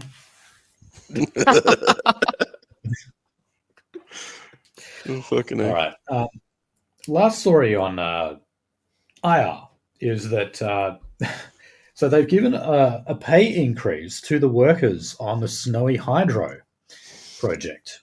Now, this is one we love just coming back to every few weeks to see how's it going. It won't make it any safer by giving them bribes. Because this has been, they've been building this for close to 10 years. And this was supposed to be a $2 billion project. Well, the cost blowouts had already gone to $12 billion, so that's a $10 billion blowout. But now, many of the workers on the site have been given an 8.5% pay increase. Nice. That's above inflation, isn't it? You beauty. So, I mean, not that that would be like the biggest expense. It's funny, like, they keep hitting, like, they keep saying that they're hitting like different types of rock all the time. And so they need a new way of tunneling in. And so work like constantly stops on the site. But yeah, they've got very well paid workers there, and a lot of them are FIFO. And by the end of this, they're going to have a really well trained bloody workforce who can go through all sorts of wacky types of indigenous rock. Yeah, I was going to say, I heard they hit Pajeet last time. This rare mineral. Nice. Well, they'll be really good at like, doing fallout shelters and stuff, I guess, when we need them eventually. I hear they're really popular over in New Zealand. You got the rich people building and buying up places to run away in case of emergency, I guess. Bloody war. It's just like with the war. Gabe Newell lives in New Zealand. I forgot that for a long period of time. I was like, oh shit, yeah, Gabe Newell lives in New Zealand. He just moved to New Zealand. Yeah, it's just like how you have all those Ukrainians who moved directly into Europe after war broke out. All the rich ones. You have yeah, rich people can basically fuck right off to New Zealand. Who's going to invade them? What's to be Me. gained? I'm returning home. Finish. What are you doing going back to New Zealand? Finishing the fight.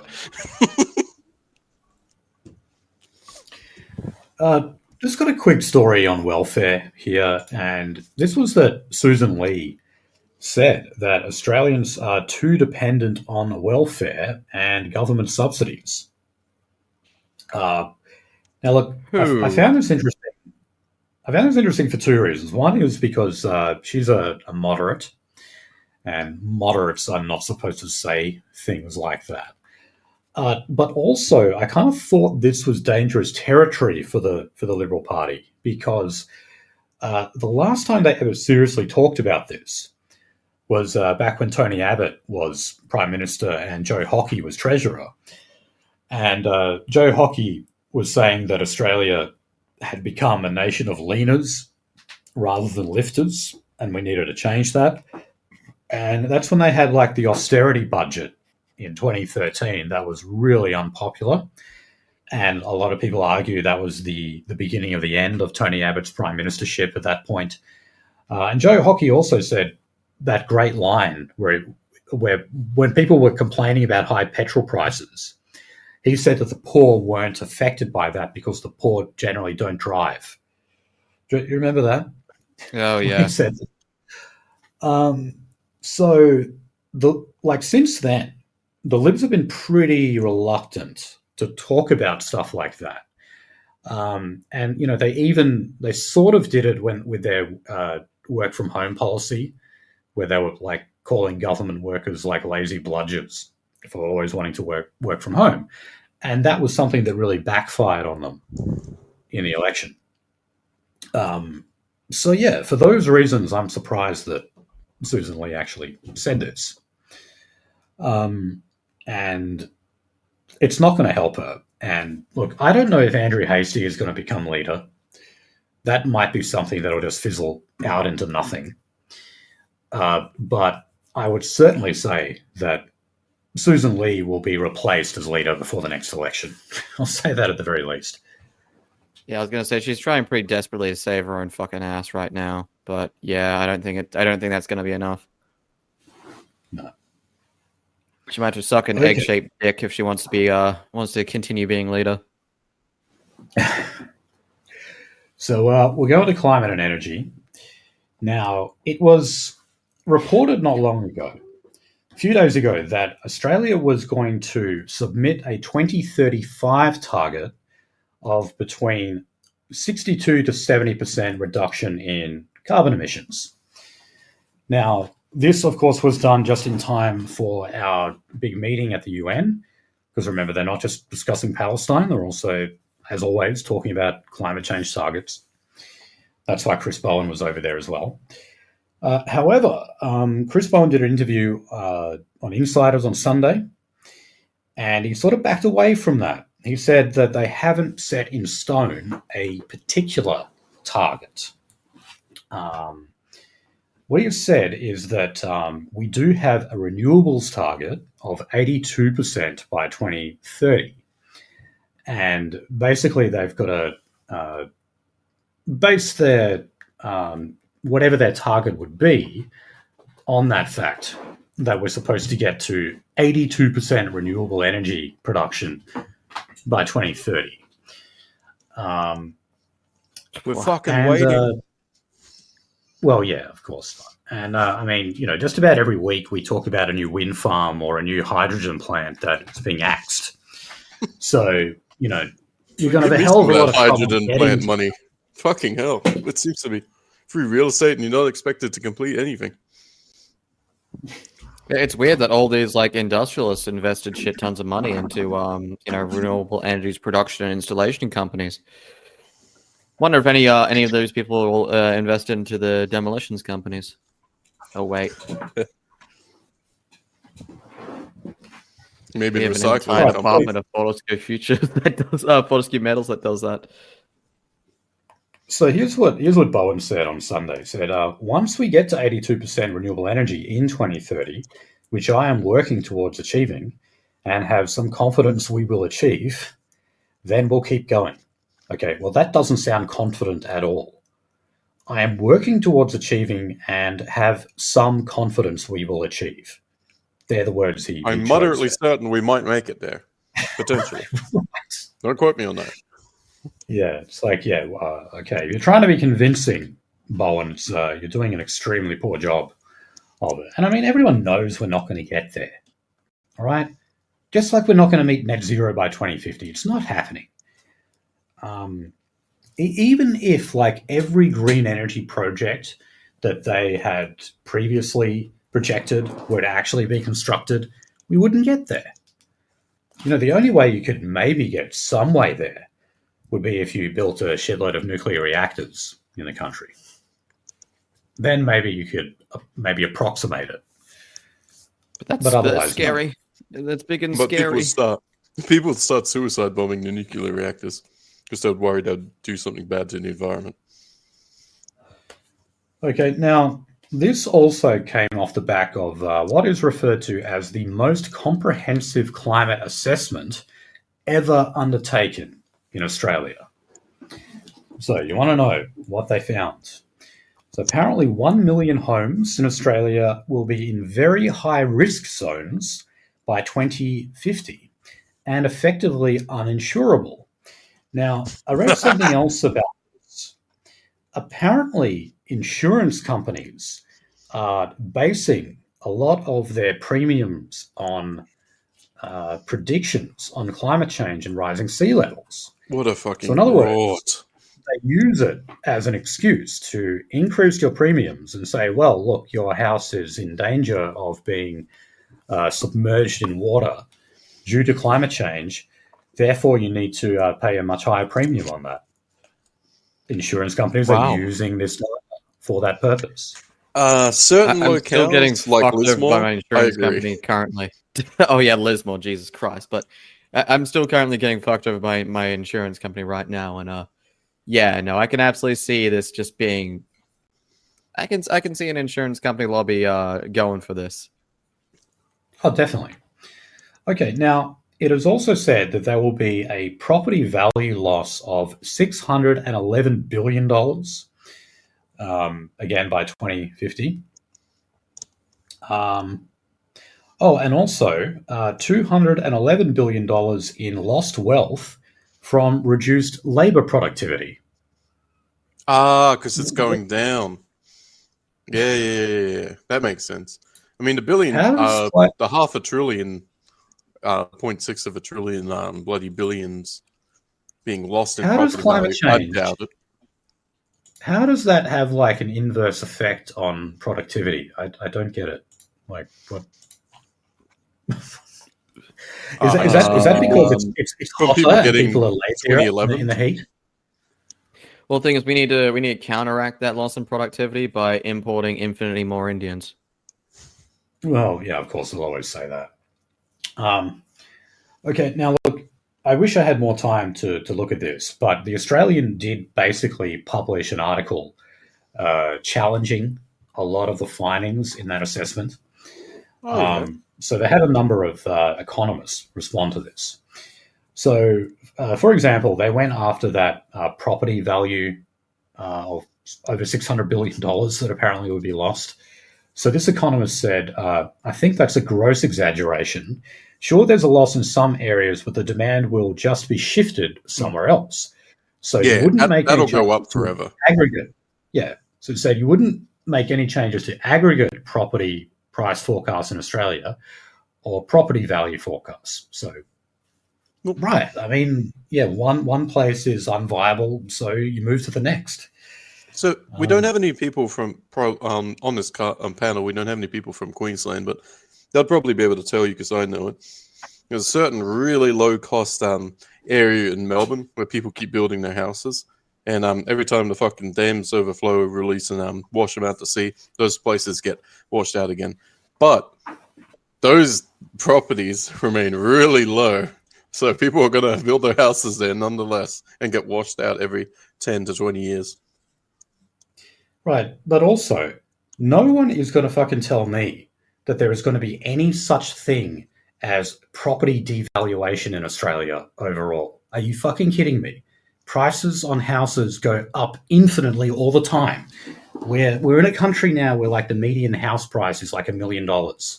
And you want to tell me that you're going to wipe off $611 billion of property value? Are you kidding me? We will add that much. We'll add that fucking much by 2050. Well, I could see it in a way actually happening. You remember the movie 2012 where the bloody Himalayas have this tidal wave washing everybody out? If you've got no more foreign interest in Australia, yes, that would happen. Because everybody's been tidal waved out of there. Oh, right. Yeah. An apocalypse, right? Hey, wasn't there like the 20th anniversary? The 20th anniversary of Al Gore's movie, whatever the hell it was called, Inconvenient Truth. Inconvenient Truth, yeah. Yeah, and in that movie, he made a number of predictions with a 10-year trajectory. And even though it's been 20 years now, like none of them have come true. That's impressive. I know he bought property Greta on the Thunberg beach. has been slowly and steadily fucking deleting her older tweets, and yeah, even fucking Obama purchased land in Martha's Vineyard, which his own fucking administration and himself said would be underwater by 2020. Well, yeah, because people sold the property. They wanted to devalue the property before investing it. Funny how that works. Funny how you bloody change the narrative in order to get cheaper property. Oh, God. Oh well, sorry. Next year is the 20th anniversary. So, yeah, we're pretty close. Are you sure his Al Gore movie wasn't the highly potent booth? What? Because, man, it sounds like he was high on shit. I don't get it. It's a drug use reference. Well, that's why I wouldn't know it. Also, something that Chris Cantwell did with methamphetamine. Oh no! Don't, oh, Jesus! Oh, Fucking touch the landmine, why don't you? I told you it mentally affected him. I told everyone this fucking psychologically damaged Finian. No one believed me. They thought that Finian was this stoic warrior. No one doubted you. We knew you went running to Finian to traumatize the poor bastard. Oh my God, man! No, that was honestly difficult. Like reading those Telegram posts. Like, oh, fair enough. We sat there and listened to the whole 18 minutes of the fucking king. Oh, geez. Yeah. Well, I think Nolsey sent me the link on that. I could not bring myself to hit the play button. Hey, buddy, you're doing a service. It sits there waiting for you. You can delete the link, but you haven't. It's sitting there. Or if you want to drink yourself silly and then press the button. What I want to know is, who the fuck is donating to Christopher Canwell now? Who is his current audience? Like, dude, the man on Grindr. I'm not even joking. And they're going to be interested in like... He literally unironically, this is like a year and a half ago now, he went on Grindr to find people to talk to for his show. Did he? Yes. No, you know, he said that he was using Grindr like prior to Charlottesville. So that's a long time. That's a very long time. And I don't know how to know secret. He also that's a lot of patriots for their country. I don't even know if you can say she-male anymore. Can you say she-male? Is that a thing you can still say?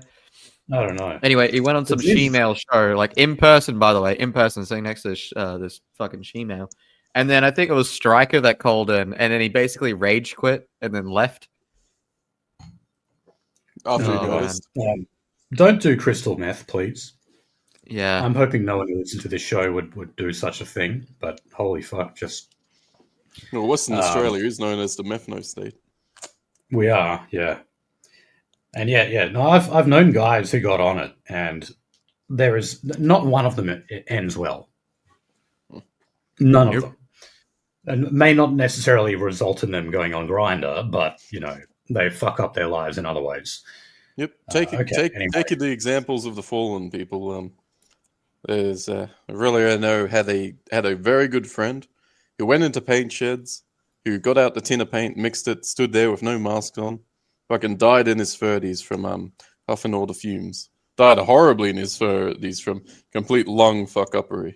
So take the examples of those that have fallen, and don't fall into those holes, boys. Yeah. And even if you're just smoking weed, stop that as well. Do you like the it's idea not of doing you schizophrenia, people? Because that's where you're going, schizophrenia field team. You're going to want better and better weed, and that's going to fuck your mind. It's going to randomly activate those neurons until you're fucking cooked. Yeah. Do you hear the voices Just have too? the odd drink. Just the odd drink. I'm not saying get drunk, but enjoy the odd drink, and that's enough. On very good occasions. Okay. Yeah, we got our own bottles.web.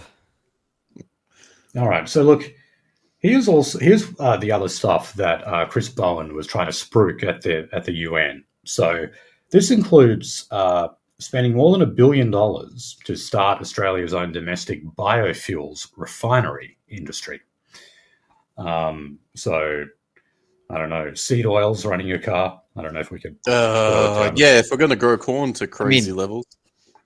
Yeah, I mean, you can do that. Like, as long as you got like some kind of like oil producing crop, and then there's like a minor amount of chemical processing you can do.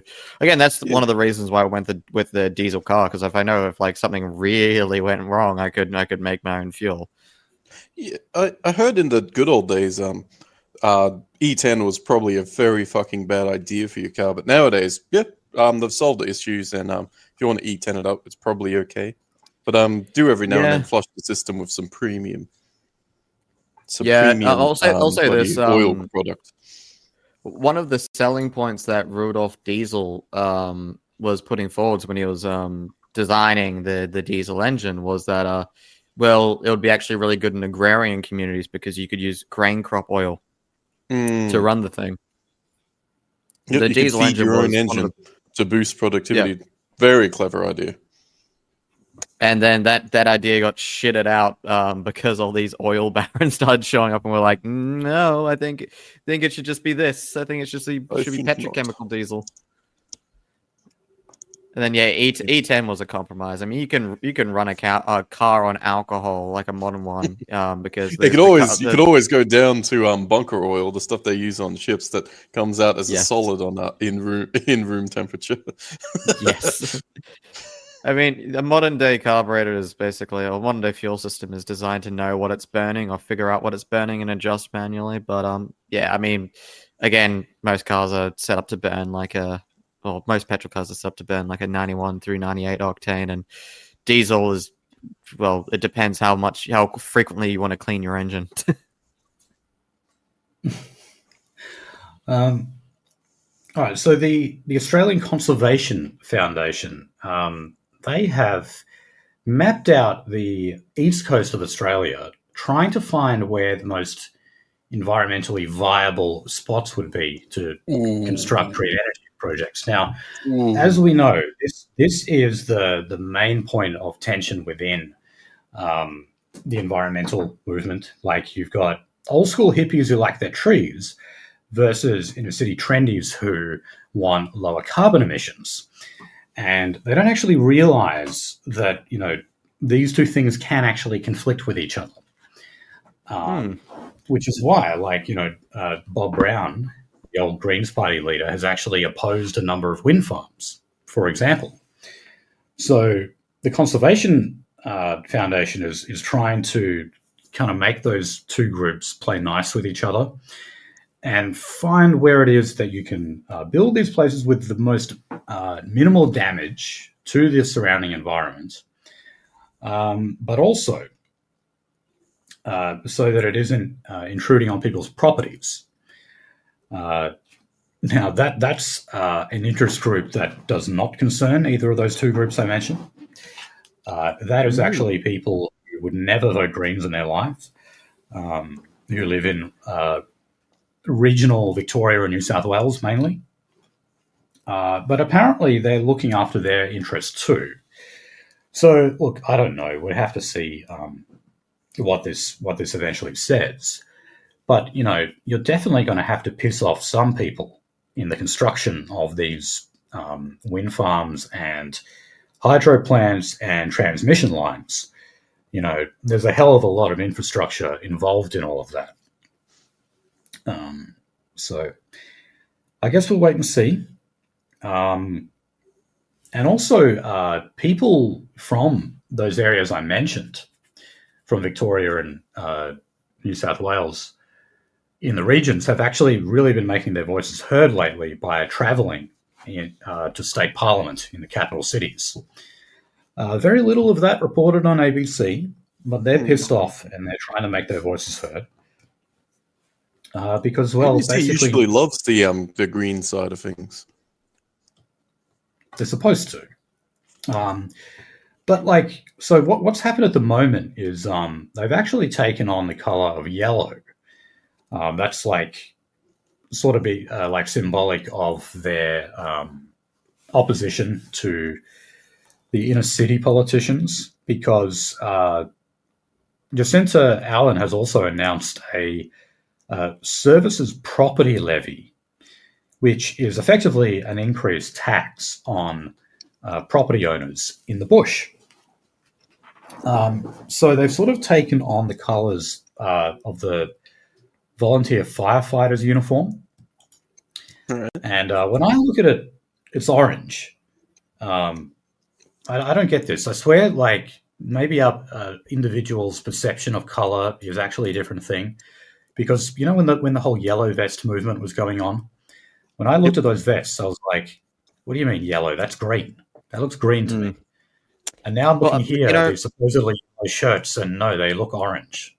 It doesn't look yellow. Finian, they might be siding with the conservative Polish party. The PIS party, the PIS party. Yeah. Maybe that's why. But no, rural Victorians actually showed up in huge numbers last week to protest against this. Not as big as the Palestinian ones or the anti-immigration ones, but a lot. And remember, these are people who have travelled hours and hours from the bush to come out there. So, that definitely shows there's some white-hot anger out there about this stuff. Yeah, there's a bit of a tyranny of the majority against those poor fuckers out in the boonies. Yeah, and these are the people that the National Party used to represent, but not anymore. That's why they elect so many independents in the bush. Okay, so another example of a wind farm that has been, this time it has been postponed. So this was an auction process for a wind farm in Gippsland. So, okay, maybe it's not one that they've actually cancelled, but at the very least it's being delayed. And, that probably means about a 50-50 chance that this thing just will not get a start. It'll be the was it development hell, as they use it for video games. They'll just be like, it's delayed. Oh, budget increase, budget meeting delayed. We're just going to disintegrate the program at this point. That's my prediction. Yeah. Not a brave one, I know, but which has actually happened on a number of wind farms. So if they manage to not waste $1 billion on something that's just going to be replaced and have to have a fucking LNG generator running at the bottom of it, then you beauty. Go on, delay all you like. Do the governmental thing. The governmental fucking sit there and delay when it comes to bullshit things. I welcome it. Okay, so Dan Tehan from the Liberal Party, former Minister for Defence, I believe, he has said that the coalition needs to commit or recommit, I guess, to nuclear power. Now, unfortunately, he talks about this in the context of reaching net zero. And he says, look, the only way we're ever going to get there is if we adopt nuclear power. No lie detector. But most importantly, because this has been something that Susan Lee has been very quiet on whether, the Dutton opposition's official support of rolling out nuclear reactors in Australia. Does the Liberal Party still support that? We don't really know. They've said very little on it. But of course, the other big news is that Andrew Hastie, speaking of him again, has basically said that he's willing to go to the backbench if the coalition recommits to net zero by 2050. He actually said it quite plainly. He was asked on radio, what position does it put you in if Susan Lee recommits to net zero? And he said, it leaves me without a job. And it was interesting because in the last episode, I remember we covered how Barnaby Joyce was going to introduce a private member's bill condemning net zero. And he said, but Andrew Hastie, you shouldn't vote for it because it puts your leadership prospects at risk. It's like, here's my bill, but don't vote for it. Very unusual thing. I don't know about electricity. Is 10 megawatt microreactors a lot of power? 10 megawatt microreactors. I mean, okay, so I think it's like 24 kilowatts. Like you can power an entire house using everything. That's basically like 10. A megawatt is like a suburb. 10 is like basically a functional postcode and a half. Ooh. Yeah, actually a large postcode. I'll say a West Australian postcode, so like probably like 3 to 4 Eastern States postcodes. Slap one of these things on a train. And it's saying they can be transported in free shipping containers. Slap that one on a train. Wherever you're having bloody fall over for your bloody green power not going through, just roll it into the next state. We've got working rail lines still, I hope. So bloody yeah. Fucking fix postcodes by plug and play into the net. Yeah, the problem with power grids is that you need to know before it fucking fails, and then obviously you'll need to have like the window of time, which you don't have. Your window of time for like fucking like power stations cycling down / being overtaken by another power station is literally seconds. Yeah. So otherwise, it starts doing damage. Yeah, again, I think that they're saying it's portable and etc. And the fact that we can actually like just assemble them in one place and then shit, ship it's them melting out down. Quick, drive it out of this fucking city. Fuck. Yeah, basically. Just build fucking nuclear reactors, fucking genius. Jesus. Got one sitting there that can't be plugged in Newcastle. Yep. Well, won't be plugged in. It probably can be plugged in. I hope they're on the slide, just kind of plugging their iPhones into this reactor to charge them up. Another environmental problem that we contend with is the growth of algal bloom. They have been quite concerned about this in Australia, South Australia, sorry. But never fear.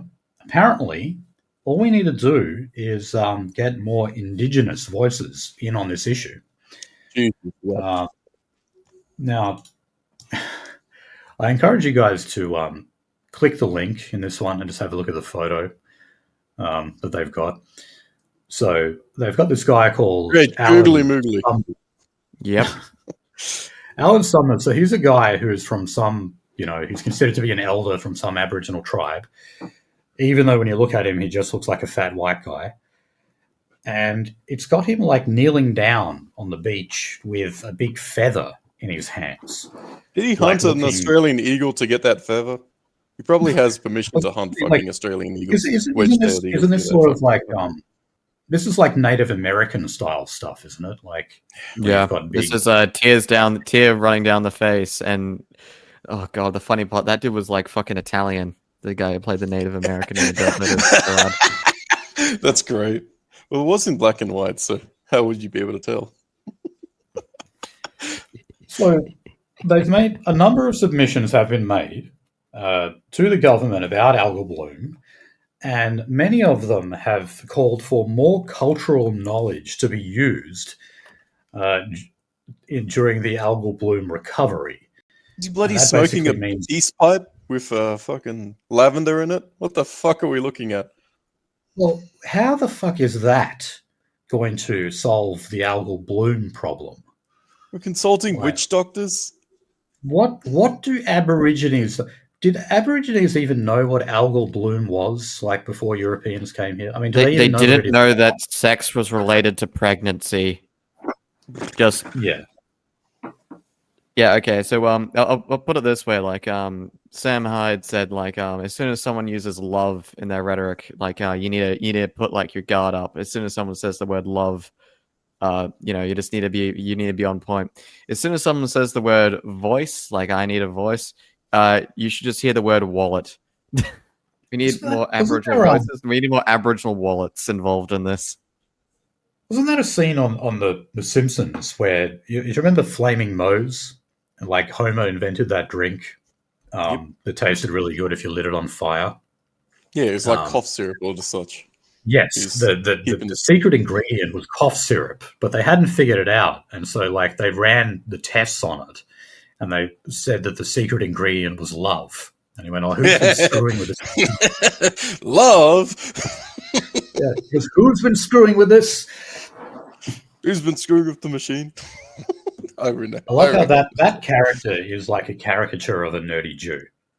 That guy, whatever his name is, Dr. Flavin, yeah, Frank, yeah, Dr. Frank. Jesus Christ, Dr. Frank makes you laugh, makes you think. No, that's Futurama. No, that's Dr. Frank. That's that's the cameo episode where they take all the the side characters and give them their own fucking scene, but Dr. Frank's left out at the end because he didn't arrive in time. And fuck. Oh, okay. Yeah, and cultural touchstone, The Simpsons. Oh god! And so, look. Lastly, Aborigines are continuing to protest Woodside's northwest shelf. So there has been an extension allowed on it. It's actually Australia's biggest gas project. And Aboriginal groups are still complaining about it, which means they're saying they're not getting enough royalties. Should we go get like one of those homeless Aboriginals, get him a sign saying, give us, or like, I want more Gibbs, and then just pay them like $100 and a bottle of Jack Daniels to show up to one of those things? Maybe just a bottle of Jack Daniels. By the sound of these guys, they want more and more. Not going to go that cheap. They tend to think very short term. So you could make them an offer that seems very good in the short term, with like no long term benefits, and they'll probably take it. Or did they take the term benefit in this one and then figure out, fuck, we've been fucked? Well, that's basically the reason why there's no Aborigines in Tasmania. Because, like, they sold their wives off for, like, a week's supply of food. As you do. Oh, yeah. Who's the guy who forages for our supplies? Oh, it's the women. Exactly, yeah. Particularly in Tasmania, yeah, it was like the women were the ones who did the gathering. Because they weren't really hunters in Tasmania. They were really just gatherers. Yeah, the men weren't even cooking it. Yeah. If you don't know the reference, people, that's they forgot fire. They forgot fire in Tasmania. The Tasmanian ones did, yes, that's true. Yes, as you do, you forget about. Believe it or not, when Aborigines made their way to Tasmania, they actually regressed. They actually got even stupider than mainland Aborigines. If you can believe. You'd want fire the further south you go, but I guess not. I guess it wasn't a burning issue.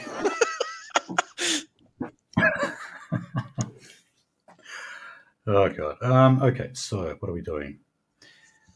Oh, apparently, all right, so a decade of native title recognition has been celebrated in the Pilbara, which is northwest Australia. So, 1 decade of paying these bitches off. Yeah, I mean, again, you look at this story, you look at the people in the crowd. Bloody Twiggy Forrest was there, of course, out there shaking hands. But then when you look at the people who are actually at the head of all these groups, they're all white, or they're like 1/8 Aboriginal or something. And so they are still complaining about the Juukan Gorge, that site that Rio Tinto apparently blew up. So they're still going on about that and how they have to make sure never again, Hashtag as the never Jews again. would say. Never again will you destroy a site that had drawings that a child could do better. Well, how would they know? They don't even go back to these sites. They have no idea about these sites existing. No.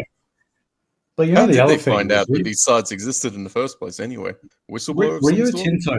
Rio Tinto actually removed those stones, the ones where they found so-called cave paintings or whatever you call them. They removed them. They're like, okay, that was their mistake. They didn't, just on the sly. Oh, I don't know, notice nothing. Fucking standoff whistling as somebody starts filling the cave up with dynamite. Yeah, and then or just dish out 3 separate payments of an absolute shit ton of money. We covered this on XYZ Live, and of course we had video on that show, and we were showing. I was pissing myself laughing at what they considered to be chicken scratch, culturally significant cave drawings. So they were just these little squiggles. It was incredible. Okay. So let's go on to crime, and we've got some stats from the Northern Territory. So, sure, we didn't move off of Abo issues. Well, this is why I always put crime after Aborigines. In case you haven't noticed, I always do that. That fucking flew right past my head. If it was a snake, it would have bit me. So apparently, serious offences against the person, which include assault, sexual assault, robbery, and murder, there has been a 2.5% increase in that period of time, in the past year, which is pretty much exactly the amount of time that the country Liberal Party has been in power. Now, property offences, however, so theft, burglary, property damage, etc., has dropped by 5.4%. So it's interesting how one's gone up, one hasn't. It doesn't surprise me that property crime has decreased, because this is where they've actually been rolling cops out and making a lot of arrests, which is good. They've actively been doing that, so they've had to find their victims elsewhere. Yeah. So as to the more serious offences, well, you got to remember that there had been an uptick in crime before this. Remember what was happening in Alice Springs not long before the Voice referendum? It was out of control. So it's not like you can turn everything around in a short period of time. No. So there's a lot of momentum to an entire community of people who are going to die at the age of 50 of alcoholism. Now, dare I say also that these studies very often are done by universities, and they like cooking numbers like this. And crime is one of those classic areas where they're great at skewing things. Because the left always tells us that overall levels of crime are going down. When you complain about the increase in machete violence, for example, they say, no, but crime is always going down. And there's so many ways you can manipulate that, like when it comes to crimes that are actually reported, ones that result in a conviction. There's various ways you can play around with that data. Yeah, if the name of the game is to reduce crime, then any way you want to fudge the numbers is up for grabs. I mean, that's your only thing, to fudge the numbers, really. There's no, if you report the crime, you get in trouble. If you don't report the crime, you get to keep your job. There you go. Fucking 1 + 1 = 2. In countries like, say, Finland, Iceland, it is true that there's just a general trajectory of crime going down. In Iceland, there basically is no such thing as crime. It's that safe. But, sorry, these are these are white countries. Iceland is 99% Icelandic. So, and that one bloke who's advocating for it to no longer be. If you remember the story, doesn't he? Yep. I remember when they banned circumcision and literally the IMF turned around and said, like, well, guess what? Guess who's getting locked out of the international financial system? Openly. Fucking hell. Doesn't get much more blatant than that. Nope. I mean, we got rid of a removing appendix at birth. Ugh. well, they're also very good at removing Down syndrome before birth in Iceland. They've like literally aborted them out of the gene pool. Oh, Lord. Yeah. I guess that's a worldly improvement. Okay, so still in the Northern Territory, the corrections officers there are complaining about overcrowding, sometimes no air conditioning, and of course, staff shortages. So they're saying that puts not just prisoners at risk, but staff as well. And this is sort of the bind that CLP has themselves in at the moment, is that there's been an increase in arrests, and they are cracking down more on crime. The problem is the infrastructure to actually contain those people is limited and, in fact, has been deteriorating. Certainly, if you look at it from a point of view of labour, because they don't have enough cops, they don't have enough corrections officers, they don't have enough youth corrections officers, they don't have even enough private security. And they're probably all running to other states to no longer have to deal with the absolute state of the NT. Well, like most cops in the Northern Territory are not from the Northern Territory.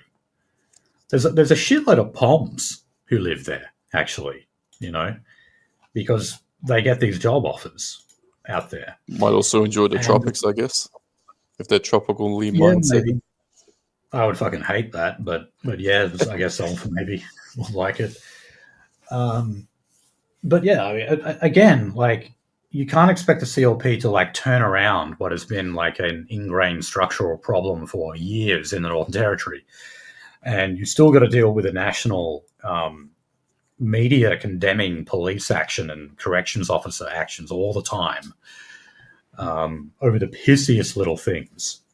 And it's not a surprise that people don't want to work for them. Anyway, we've been through that a few times before. Yeah. So going to Victoria, they're pushing for their statewide machete ban to become national because apparently it is such a success. So they've got these like safe deposit bins now. The $10,000 per machete. Yes. Apparently, someone filled me in on this the other night. I didn't know just how expensive these things are to roll out. They are very, very expensive. And, well, so far, they reckon they've got 1,386 machetes and dangerous knives. Apparently, they've been surrendered in Victoria over the past 2 weeks. All right. Now, at the same time, the state opposition in Victoria is accusing the government of reducing funding for certain crime prevention initiatives. Well, look, maybe they have, but were they doing any good? Do they ever do any good? And I mean, you know how we've had like these black kids like chopped up recently, and apparently it was like, actually, I think you guys were talking about this on Peng. I briefly to call me gay. Yes, you briefly tuned in to call me gay. Oh, did I? Oh, okay. Well, that's what I usually do. No, but I did actually listen. Just to keep I did listen. And I think we need to start using the term basketball Australian a lot more, because every time one of these kids dies, their parent says, he wasn't a criminal, he was a basketball player. Why do they say that every time? And then when there's like a vigil for high-class like sport, I guess. There's all these basketballs during the vigil. It's like, do blacks have any other hobby besides basketball? The Ben Garrison crying basketball. Yes, that came exactly to mind as well. Yeah. How did you get? Vigil, basketballs everywhere, man. Just connect the fucking dots. I had a Yank in the chat at that time as well, and he made the, I can't remember which one it was. He made the comment. It's like, yeah, it's either basketball or like aspiring rapper or musician. Well, they won't say rapper, they'll say aspiring musician, and then they'll be like, oh, what was he actually interested in? Oh yeah, rap. He's rapping about murdering his rivals. And then obviously, yeah again, producer. they use the photos of those kids when they were like 6 and 8 or some shit like that.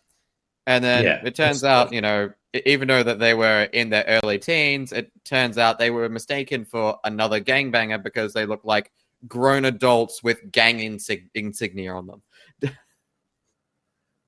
Yeah, well, I got to say I found that kind of funny that it was mistaken identity. I said at the time, like, even blacks think other blacks all look the same. You know, they couldn't distinguish them. So, but I'd also say those kids who were caught up in it, okay, maybe they weren't who they were looking for, but they were probably involved in some form of gang violence, you know, and that's what got them mixed up in it. All right, so wow, surprising stuff. More news at 11. Oh, great. So Brad Batten, who's the leader of the opposition in Victoria, he has announced his policy agenda at the Victorian Liberal State Conference, and he wants to pass what he's called Jack's Law. Now, they do this a lot with criminal justice reform, like you pass a law named after someone who was killed. I'm not sure if Jack was one of these like African kids who got killed, but what he's proposing now, and they support the machete ban, by the way. What they want now is the ability for cops to search and wand you just cause. Like, they don't need to actually find a justification for it. So again, it's like, all right, they refuse to acknowledge the actual reason why these kind of crimes are going up in Victoria. So you have to resort to novelty bullshit like this. Stuff that, if it would make a difference, would be very, very slight. It would be more expensive, and it's going to piss off a hell of a lot of people because they're going to have to make sure it's not discriminatory and that you're wanding down the 90-year-old white granny just as much as you are the 19-year-old Sudanese kid. You know, a 20 by 18 millimeter fucking Band-Aid really would have saved that Ukrainian girl on that bus. Oh, fuck off. Yeah. That's the kind of policies we're looking at here. There's an obvious fucking answer, but no, we have to do all this dumb shit, you know. We have to put all these little Band-Aids on this horrific situation because any proper solution would be inhumane. I did get ID'd recently, and I walk in with my big old beard with streaks of white in it, and I see your IDs. For fuck's sake. Yeah, that is ridiculous when they do that. And they're like, take it as a compliment. I was like, no. He did not think I was underage. He's just fucking doing it because he thinks he has to. But yeah, if he doesn't do it all night, you'll get a fucking ball paddling too. I got empathy towards him. However, because some people are playing silly buggers with the law and trying to get drunk while being underage. Fucking low trust. I heard this one little tip from like a video. This was like, I was like a bouncer, and I was just wanted to see like, okay, so like like what's the tips and tricks for dealing with like the belligerents and whatnot. And the guy was like, oh yeah, if someone gets shitty with you about like saying like, you know, like, oh, you don't need to ID me, I'm definitely everything, I left in the car, I left at home, but like, etc. And they're like, they're shitty, maybe they're bigger than you, and they're drunk and belligerent. Literally he was like, oh yeah, I always just say like, hey, like the alcohol fucking, you know, advisory board is doing a sting on me and they're waiting inside and they're gonna card you. So I'm sorry, man, I can't fucking do it because they're doing a fucking op on me and then they're gonna fucking grab you. Yeah, he's not gonna remember about the sting waiting to get him while he's inside. But yeah, no, he would just say that because they'll be like, oh shit, like if I go in there, like there's literally going to be a cop that's going to grab me. and normally they go away at that point. But yeah, I thought it was a good tip anyway. I still get carded.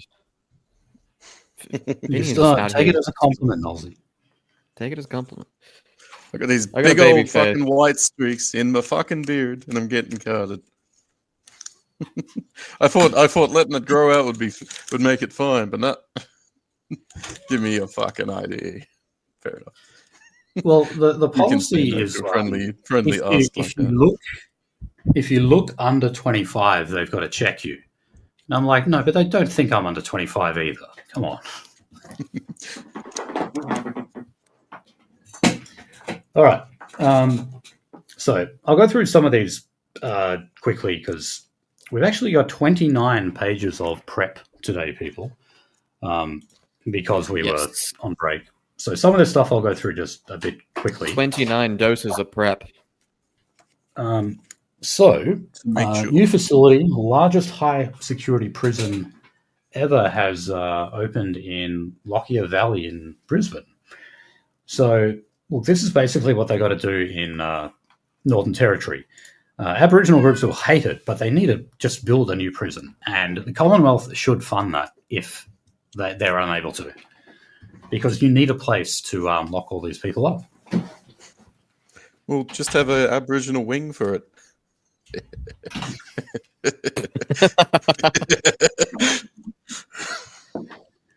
That's the other thing. Make it inclusive. You see, they won't do that because it'll be another prison that's opened up, and straight away it'll just be filled with abos, and it'll just look like it'll be a PR nightmare. Okay. Here's something very interesting. Apparently, tens of thousands of government-issued identity documents, so driver's license, passports, etc., apparently go missing each year in the postal system. Now, one of the reasons for this is that people are stealing them and selling them on the dark web so that you can have a fake form of ID. Is the postal job a pretty good paying job? Why do you need to make extra? I'm not sure. We're not America, man. It's not that great. It's like bugger. No wonder they need to make money off the side. A senior position in the post office, you're making $45 an hour. Well, look, speaking of the Americans, they didn't mention this article, but I'd also just want to know how many of those identity documents are going missing, not because someone is stealing them, but because it's just mail getting lost. Because, in Chicago, they basically have an all-black, postal service in Chicago. Basically, you will not get a job. I guess. Yeah, well, how's it? Something like a quarter of all their mail goes missing. Nice. 25% failure rate. What the absolute fuck? Jared Taylor did a video on this a few years back. And he said, I'm surprised they managed to have a postal system at all in Chicago. But I guess it's 75% fucking get through rate. Fucking how? So when we talked about, the Optus outage before, about, this being a sort of a problem that a first world country shouldn't be dealing with. Telecommunications brownout. Well, same kind of thing with the mail. Shitloads of mail going missing. It's just not meant to happen in a country like Australia. There's a reason why basically fucking with the mail in ye olde America, which is ye is ro, which is th, so it's just the old America. There's no ye old, it's the old. There was a reason why there was a capital offense back in the day. One, because it was important to the revolution, and two, because it's just this hyper important fucking thing. It's everyone's personal lives, it's everyone's personal information, it's trinkets, communications, information, and in the eyes of the American founders, revolution. And we don't have those laws over here because we're kind of a bit gay, unfortunately. But we're all equally gay on this modern gay earth.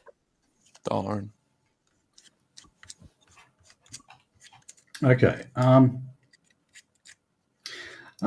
So Senior Labor backbenchers are urging the government to invest more resources into cracking down on illegal tobacco. So I think we mentioned before that, believe it or not, about 50% of tobacco sales in Australia now are illicit, illegal. People are buying it on the black market for one simple reason: it's cheaper. I don't know what it is exactly, but the excise tax on cigarettes is just unbelievably high. About 90% of what you spend on a pack of smokes is tax. It's not actually the cost of the product itself. But we're also being told that it's a complex problem. I'm sorry, the prep's a bit out of order, but if you guys look at the very last story under crime,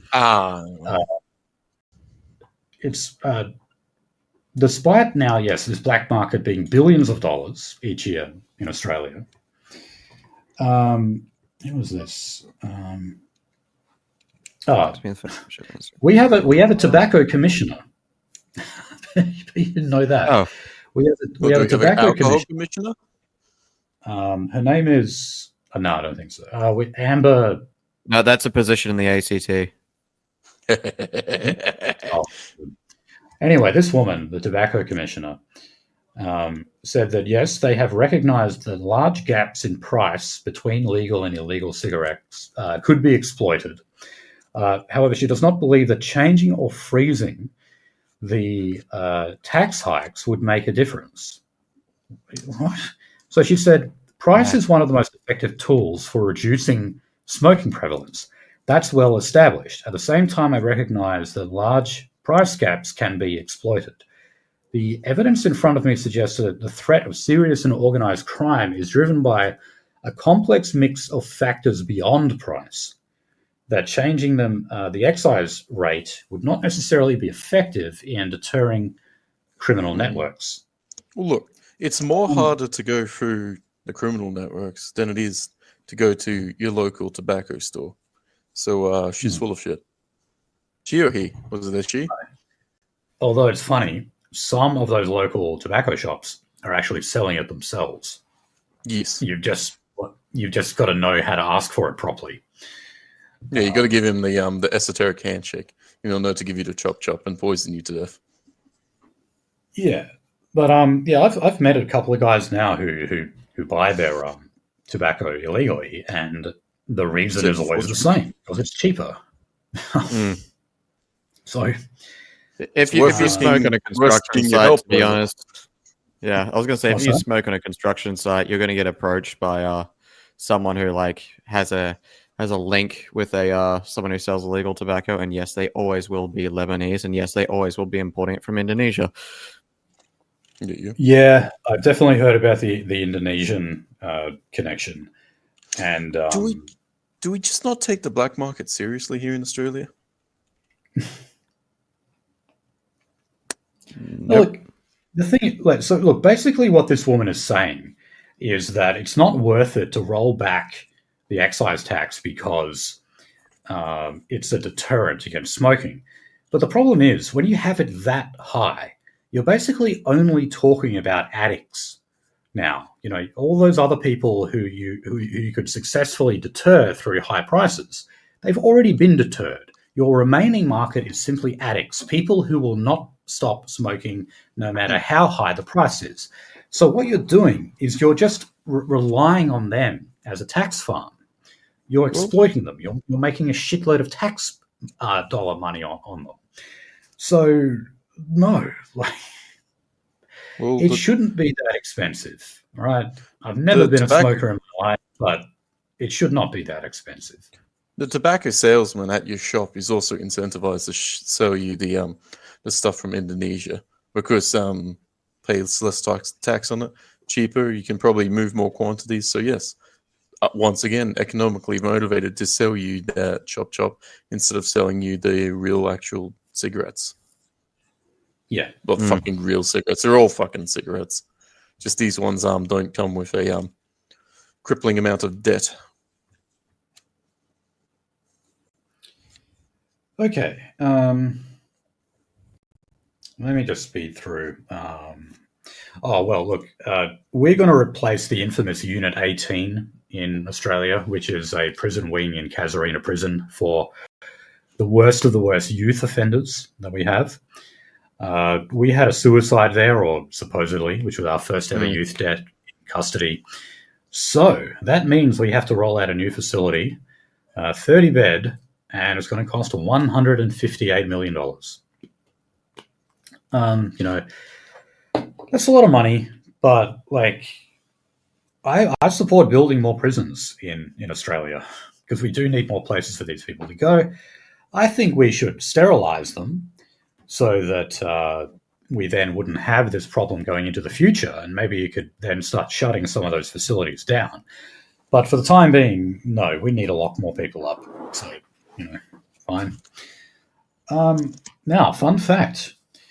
From January to June this year, there were 95 incidents of piracy against Australian ships.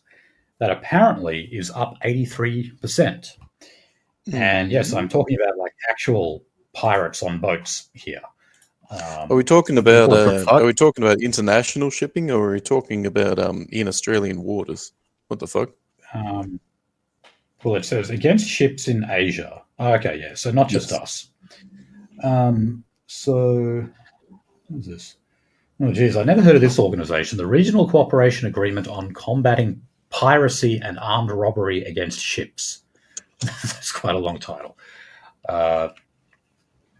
So they gave data on this, and they said the typical pirate here is mostly targeting bulk ships. It's usually 2, maybe 4 people in small and relatively fast boats, but it's not the typical crime you see off Somalia of hijacking. Okay, so for now, small. I mean, when they bring back the money, I mean, you need a bloody way of hooking your way up to there and then pointing guns at everybody, and then so they're not doing the whole I need to talk to your boss internationally, wire me $1 billion and we'll get off your boat and leave it to ship on out.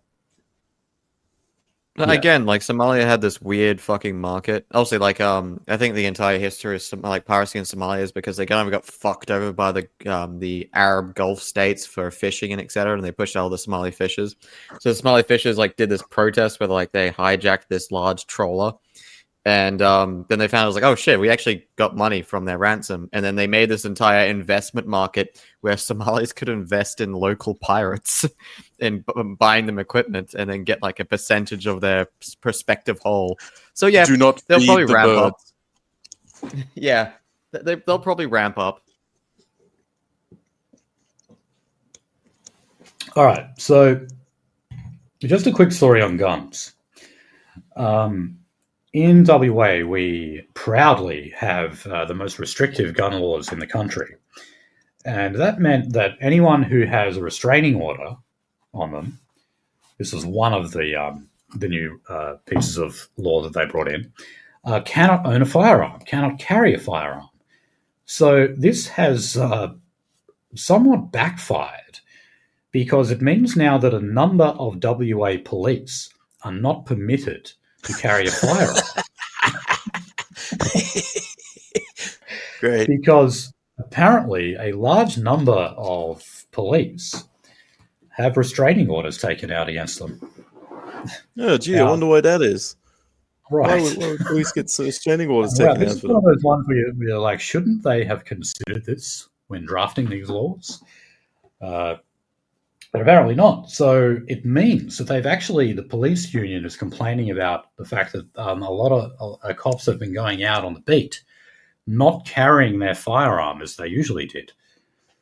Well, I guess you get to tase the meth addict into submission. Oh god! But yeah, that story did make me laugh when I read it. Okay, let's go to New South Wales, the Liberal Party. We're going to state party politics here. And they did actually have a by-election in Kiama. So this was the one that was left vacant by the pedophile, Garth Ward, I think that was his name. Very upstanding. He's an albino. He's a literal albino. this guy. It would have been easy to point as the suspect, wouldn't he? Well, he was easy to identify. He is currently in jail, waiting to be sentenced. He was found guilty, and so he finally actually quit Parliament. He was resisting it for a long time, but he finally quit. I'm not But going. yeah, the plan was... I'm not going. This is my place. I belong here with the rest of you. They weren't actually going to have this by-election. They were going to wait because the actual election in New South Wales is due next March, so not that long away. But they ended up having it anyway, which is unusual because it would have cost a lot of money. Anyway, Labor won the seat. So Yes, you do. this was a Liberal Party seat. Gareth Ward was... As you can imagine, people took a little bit of offence at the guy who they were getting rid of. Yeah, but fun fact, he actually re-won the seat in the last election when those allegations existed against him. But he won it as an independent. But yeah, definitely. I mean, his association with... I guess they like the the cut of his jib. Yeah. It looks white enough for me. Fucking Christ. So did you just have a look at him? No. You were saying his albino too. Yeah. No, he is freaky looking though. If you look at him. All right, let's roll down. Yep, it's up. Give me for a subscription. And he does have a pedophile's face. Gareth. You just look at him and he's like, I know that guy's a pedophile. Anyway, some people are talking about Mark Speakman. Mark Speakman is currently the opposition leader of the Liberal Party in New South Wales. A lot of people are talking about maybe he'll have to go. And oh God, apologies, New South Welshman. I'm not too familiar, but it is Kelly Sloan is the one who most people look like they would back. Where Speakman's leadership not to work out. And don't apologise; they deserve it. Well, look, I don't think it's going to happen though, because New South Wales is so close to an election anyway. You don't want to change leaders like that suddenly. But I'd also just say you don't want to waste your best talent because there's no way the Libs are winning this election. It's just not going to happen. Not after you had 12 years of Gladys and everyone else. So that's not going to work. Okay, Victorian Liberals. So the State Secretary Stuart Smith has resigned over text messages that he sent. I believe it was a WhatsApp group. And he made fun of the Party Women's Council. So this was... Oh, and he also mocked a female MP. He made what were considered sexist remarks, including against a 76-year-old Liberal MP, Beverly MacArthur. I think he made comments on her looks. That was really it. And I mean, obviously a 76-year-old woman isn't going to look that great. And he had to resign over that. Now, there's other internal issues going on within the Victorian Libs. There's still recriminations over the whole Maura Deeming thing, who, she was the Liberal MP expelled from the Labor Party because, she apparently was associated with guys like us, the Destroyed Pedo Freaks banner that was out there. But she got left back in.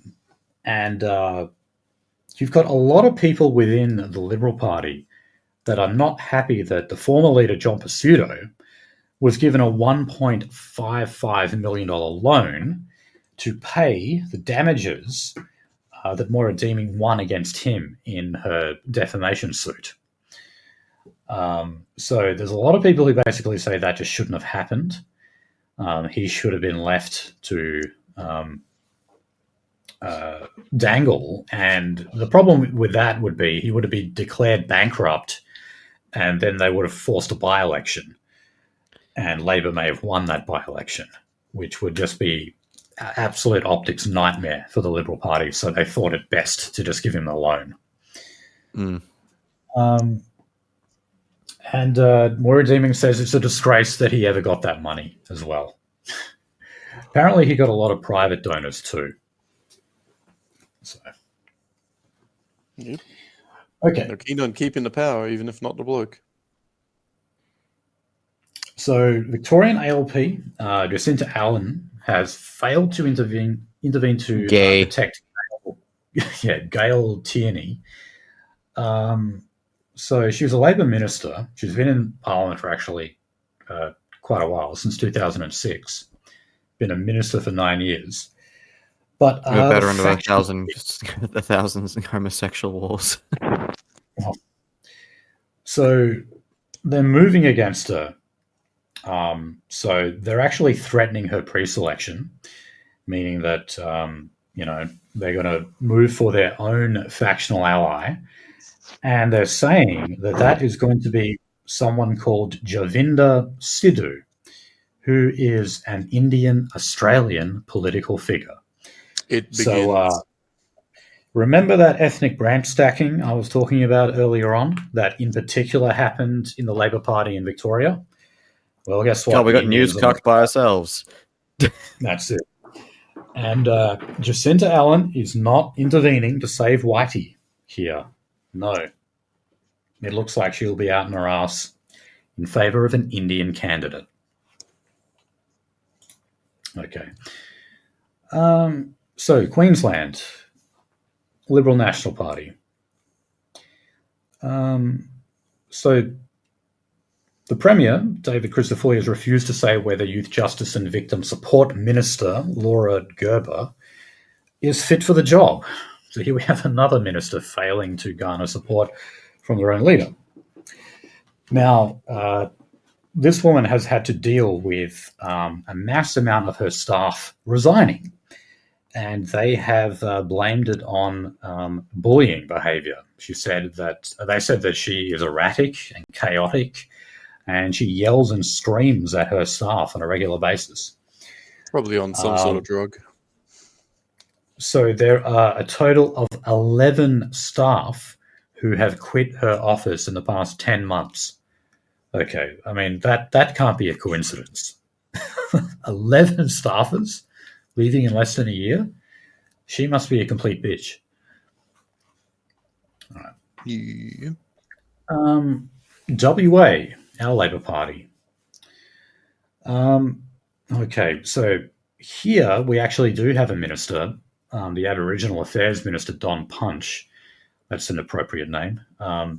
He is being stood by Roger Cook, the Premier. So his name came up in a what was this? Yeah, so there was a case of sexual abuse that saw an abuser sort of sent back to, an abuse victim sent back to the abuser. As you do, as is normal. Fuck. Yeah.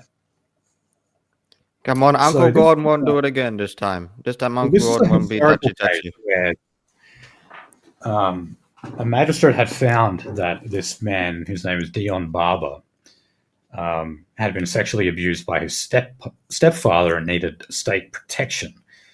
That same month, Mr. Punch, in his role as acting supervisor, said that he needed to be reunited with his family and his dad. So, yeah, not a good move. This reminds me of that scene in, I don't know, did you guys watch the Jeffrey Dahmer thing on Netflix?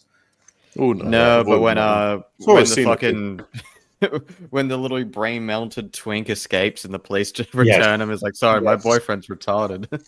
That's exactly what I was saying. My gay boyfriend is retarded. Just give him back to me. Because they he was like trouble. He was in the process of like lobotomizing the guy, and the cops actually brought him back to Dahmer's apartment. So it sort of reminds me of that. Impressive that they could find, go beyond the call of duty and find this man where he lives in order to make sure he goes back to checks notes. He's fucking attempted murderer to become the murderer. Yeah, I was gonna say, like, he's like, he lobotomized this dude with acid with a hole in his head. The guy couldn't speak or like really find out where he was. He managed to get down the hallway and obviously disturb people, and they called the police. And Dom was just like, "Yeah, he's my gay boyfriend. He's kind of retarded," and that flew.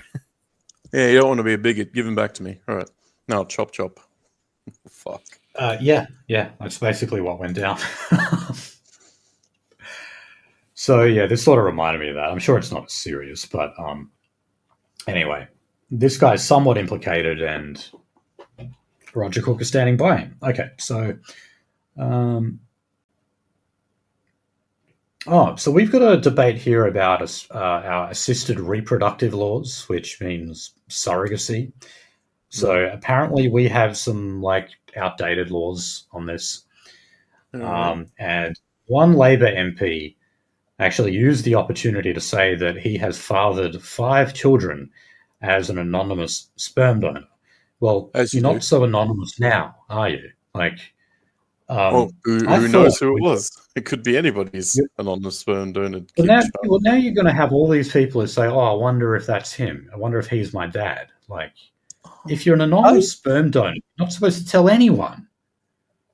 You know. Well, I mean, can you request his DNA to check if he's your dad? If you have a child, so he remains anonymous. It could be anybody who gave you that kid. Oh well, yeah. It's pretty fucking awful. Pretty fucking awful. There was on YouTube, and I know you're gonna. I know, like, we're gonna kind of like nag on me for this thing, but on YouTube, there's this half Jewish woman, and she constantly rags at this one fertility clinic because like her parents were like Polish Catholic or some shit like that, like Polish and Irish Catholic, and basically this one doctor at a fertility clinic was basically like finding all these Gentiles and just basically like, oh yeah, by the way, he's specifically a Jewish father or a Jewish donor, and because she was wondering all the time why like Jews would stop her and ask her like, oh, can you help us with this thing? Can you help us do a rite? Are you Jewish? Are you sure? Where do you go to temple and etc.? And she was wondering why the fuck that was the case. And it turns like, oh yeah, no, you are racially Jewish. And the guy was pulling this basically scam got rid of everyone else's swimmers and only used his ethnic class as swimmers. Pretty much. I mean, ethnic fucking racist swimmers. Well, and then she's finding out the hard way that basically the guy can't be sued. Yeah. You know, it's a bit of a white pill when you've got women who like access, they need a sperm donor. They always ask for a white male. So obviously it's got to be a male, but they want to, they don't want a fucking Indian to donate their sperm. I imagine they have truckloads. I remember there was like this big clinic in Mumbai, and then there was like this story that came out, and like it was like Hindustan Press. It was like, oh yeah, by the way, like this state-funded fertility clinic in Mumbai spends like millions of dollars, bucketfuls of it. Yeah, it spends like spends millions of dollars in refrigerated flights from Europe for guess what? The most high premium quality swimmers. That's going to be a problem later, isn't it? My God. Okay. Welcome to hell. Welcome to hell.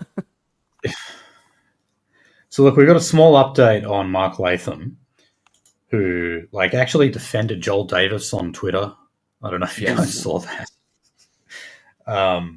So anyway, he stormed out of a New South Wales racing hearing.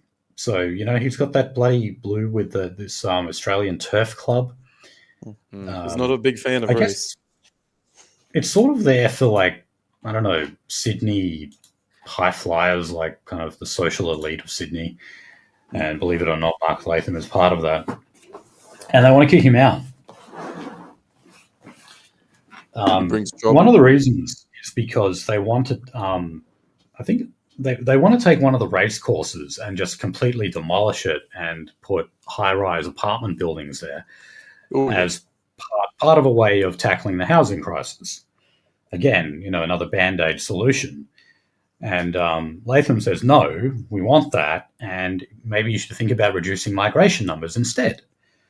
So Well, You know, in this that's case third wave. anyway, certainly Latham is making the more informed, reasonable case. But that said, like, you know, pretty much anyone who does work with Mark Latham after a while, I mean, you notice a pattern. He tends to just piss everyone off, you know. And while I may like a lot of things about Mark Latham, I can't help but notice that pattern. That like anyone who has worked with that guy like ends up falling out with him, and he is obviously a very erratic, almost bipolar character, I think. Well, I mean, he did admit to getting shit on, so Yeah, because she wanted it. yeah, that doesn't look much better. no. But And he anyway, promises they are it didn't accusing happen him. again. So they said there's 2 separate charges for improper and insulting behaviour. And I have to say, I can completely imagine him engaging in that kind of behaviour at the race club, you know. Okay, anyway. Federal Liberal Party. We've already gone through a lot of this stuff with Jacinta Price, etc. But Susan Lee has recorded one of the worst ever news polls. So the Liberal Party on primary vote, not two-party preferred, but primary, has gone to 27%, which is very low. And on two-party preferred, that gives Labor 58% and the Coalition 42%. So, wow, that's pretty bad. Now, here's something I don't understand. Apparently, Susan Lee's approval rating as leader has gone to minus 17%. I'm not sure what they mean by that. Does that mean it's gone down by 17 percentage points? I'm not sure. But anyway, it's a mass amount of people who basically are saying that they are not happy with her. Now, look, you can argue it's early days. You know, the election wasn't all that long ago. She's got more than 2 years left. You know, she's got time to turn it around. But no, I mean, look, I remember the last time I read like polling this bad was probably back when Brendan Nelson was leader of the Liberal Party. Some people probably just said who. Like, people don't even remember Brendan Nelson. He lasted less than a year. It didn't take long at all for Malcolm Turnbull to roll in. That said, it is harder to roll a leader now. Like, you need a 2/3 vote in the party room to be able to remove the Liberal leader. So it is harder. But, you know, if the will is there, they will roll her. Okay, and another figure we've got is that more men are abandoning the coalition as well. So only 25% of voters in New South Wales now support the Liberals or the Nationals. Wow. And they said that the biggest demographic to leave, to be abandoning the Liberal Party in New South Wales, is young men. No surprise there. I mean, you know, for years we were hearing that figure about women. And now we've got... Oh, yeah. They don't just have a woman problem, they've got a man problem as well. They've just got a voter problem. That's why I'm thinking they're going to go fucking hard on Hasty, or that someone's going to replace Hasty, because I was saying earlier today, is like, look, you know, this is... They're shilling this guy because, like, he's ADF veteran and, like, you know, special forces, and he's super fucking based. He's like a hardline conservative. He's Chad. He's like an absolute giga Chad. But the thing is, you could also, and I want people to keep this in their back pocket. Remember, he threw fucking Ben Robert Smith under the bus the first opportunity that he got. Yeah. You do have to remember that. And, you know, he may say things that sound like, you know, kind of paleo-conservative. Like, you know, he was talking about possibly bringing back car manufacturing in Australia. It's like, well, look, you know, that's a good ideal to have, but is it actually realistic? What are you going to do? Like, just what Trump did and impose tariffs on a country that no longer exists? Yeah, I was gonna say you have to have some like Mao fucking like industrialized China level plan to do that. Like, Yeah. like we're And even talking. after then, you need a good 5 years of fucking about before shit's on rails again. Yeah, we're talking about like a fucking, a guy who would be working age for the industry being of retirement age before that comes back. So, I don't know if you guys saw, but there was another CPAC conference recently. Yeah.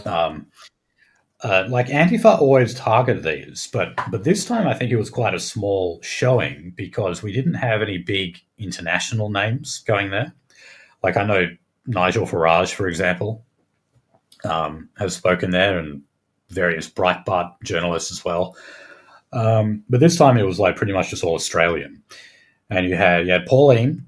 So yes, Pauline does consider herself to be a conservative, and the One Nation is nothing but a pale imitation of the Liberal Party now. You had Matt Canavan, who for some reason was wearing Viper sunglasses, which a lot of people say are like the speed dealer sunnies. You had Moira Deeming, who we mentioned earlier. You had, of course, Jacinta Price, who was there. And we also had Saul Grover. Have you heard of her? She was someone who was like not political at all before, but then she created an app called Giggle for Girls, and this was for women to find shared accommodation in the private market. And then you had this tranny who got in on it and was refused service because he was a man. Yeah, we've covered this before. And You should this test the creature system. took her to court and won. Fuck. So this woman, Saul Grover, has just kind of become political because it was like put on her. Like, she did. I don't, as far as I know, she sell product, and she became political did, all yeah, of that a was sudden it. for no reason at all. She was just like a small business person. And then all of a sudden she's involved in this political turmoil, like just out of nowhere. And, the tranny didn't want to use the app. It's just like when they, remember like the controversy in America over the gay wedding cake, like the shop that refused. That wasn't just like a couple who just happened to, solicit the services of this. They were ordering cakes from everywhere and traveling across states. Yes, they were calling every single business they possibly could until they got to one that refused to bake a gay wedding cake. And then they made a big deal of it. This is the same kind of shit. Trannings are just looking for this stuff and looking to exploit it. Well, it's much like there is the an lady appeal. who... They are taking this all the way to the High Court and appealing it.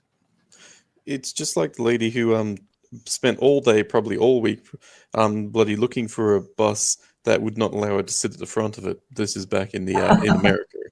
She fucking traveled everywhere until someone said that, tapped the sign, and then she go, how could you do this to me? Somebody's actually enforcing it. I remember there was a leftist here recently, and it's just saying like, don't you know that like all these people were like trained and etc. to do this? Like we should be training. Like I know like disorganized protest and grassroots stuff is really cool and whatnot, and like sometimes the moment's just right, but like we need to train to do this. Don't you know that Rosa Parks was a trained communist and she went to a camp so she could like withstand people screaming at her face? It was like, that whole incident was planned. Like it wasn't like she had a spontaneous impulse to suddenly engage in civil rights on the bus. But it was the law, and she wanted to fuck with the law. Yeah. But anyway, the overall message at CPAC was that Australia's conservative movement, and by extension the Liberal Party, the National Party, need to return to their core values. I don't think Charlie Kirk was dead by this stage. I think he was still alive. Otherwise, I'm sure that would have been a massive thing at this conference. But yeah, you get the typical people like Matt Canavan, trying forever to kind of make the Liberal Party go back to some kind of conservative platform, and they fail. And this is another reason why I say, yeah, maybe Andrew Hastie does have a chance, because he does have that sort of conservative institutional support that Dutton had as well. So, he's got a chance. He is young, relatively inexperienced, and he's from a marginal seat, the seat of Canning here in WA. So, that doesn't reflect well on him either. But I don't know. We'll see. We'll see how much momentum Drew Pavlou gets behind him, and then might seal the deal. Yeah. Okay. I think Drew Pavlou is a kiss of fucking death, man. All right. So, look, we've had a bit of a reshuffle since Jacinta Price was sent to the backbench. So, Melissa Man, Price... she's popular today. She's popular today. Yeah, we've been bringing her lot. up all bloody stream. So, Melissa Price is going to replace her as Shadow Defence and Industry Personnel Minister. What else? Claire Chandler is going to take over Ms. Price's role. There's a few changes here. Not anything like too big, but I reckon there'll be a few more before the next election. Now, Jacinta Price actually has a defamation case against her that's been brought by the Central Land Council, which is an Aboriginal corporation, as you can imagine. She basically accused them of unprofessional conduct and, as you can imagine, misappropriation of funds. So they're calling for her to be sacked. Well, they've already kind of gotten that. But a number of big-name donors have actually stepped in to pay for Jacinta Price's defence. And that includes Gina Reinhardt backing up the baseball.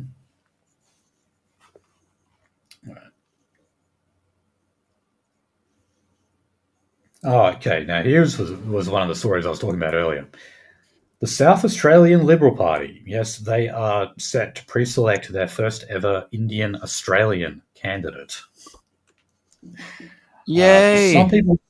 Some people say it's in response to what Jacinta Price said. I don't know about that. I reckon this was a long time coming. So, sorry, I forget what gollywog name this person has. It was Mr. Singh. Oh, God, of course he's a Singh. Oh, they refer to him as KD Singh. Like KD Lang. Singh. I suppose. The KD has probably got 8 syllables in it or something, so it's just easier to go with KD Singh. All right. We covered stuff on Andrew Hastie. Boring. Let's skip ahead to local government. I'm sure a lot of our listeners know that Stephen Wells is running again for the Bustleton City Council. He has gotten, as usual, as you'd expect, a bit of pushback from various media outlets. Including the beer. So, Out in Perth, which is a homosexual publication, I think I've counted 2 articles just on the recent run for Bustleton Council. And you read the quotes that they've got.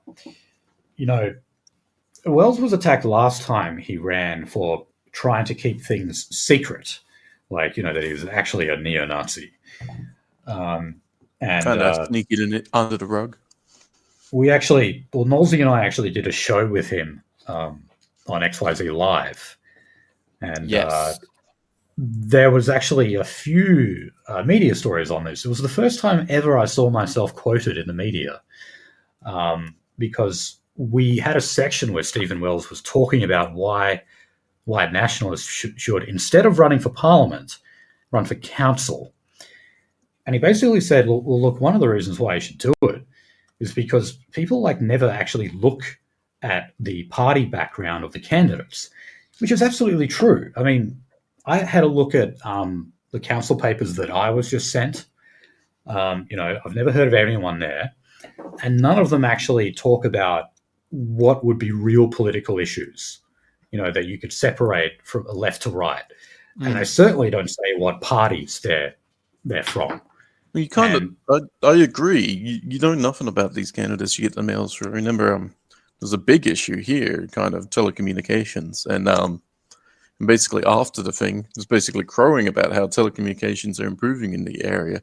That just I know next to nothing about the actual council members in the area. Fuck it up. Yeah, but look, the media went apeshit over that because he was basically saying, like, keep your neo-Nazi beliefs secret and then go full fash when you get into power.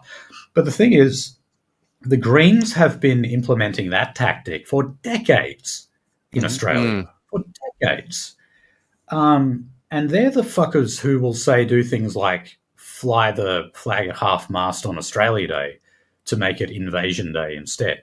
That started with councils.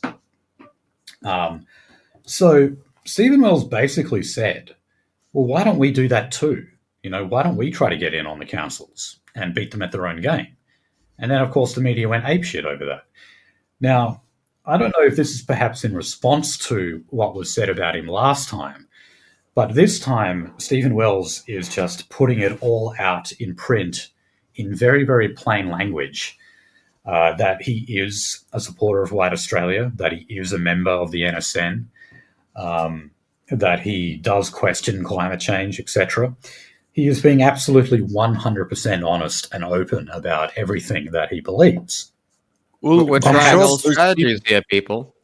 Well, I'm sure those people in that council have never had such a political council member ever in their lives. Oh, definitely not. And, of course, he's been disinvited from various forums because usually, they do like a Q&A thing with residents. They can cross-examine the people who put their hand up to the council. He basically can't go to them because no one wants him there, or the people who are organising it don't want him there. But also, here's something where maybe you could say that this this run by Stephen Wells is maybe going to result in something bad, because Hannah Beasley, she's the local government minister here in WA.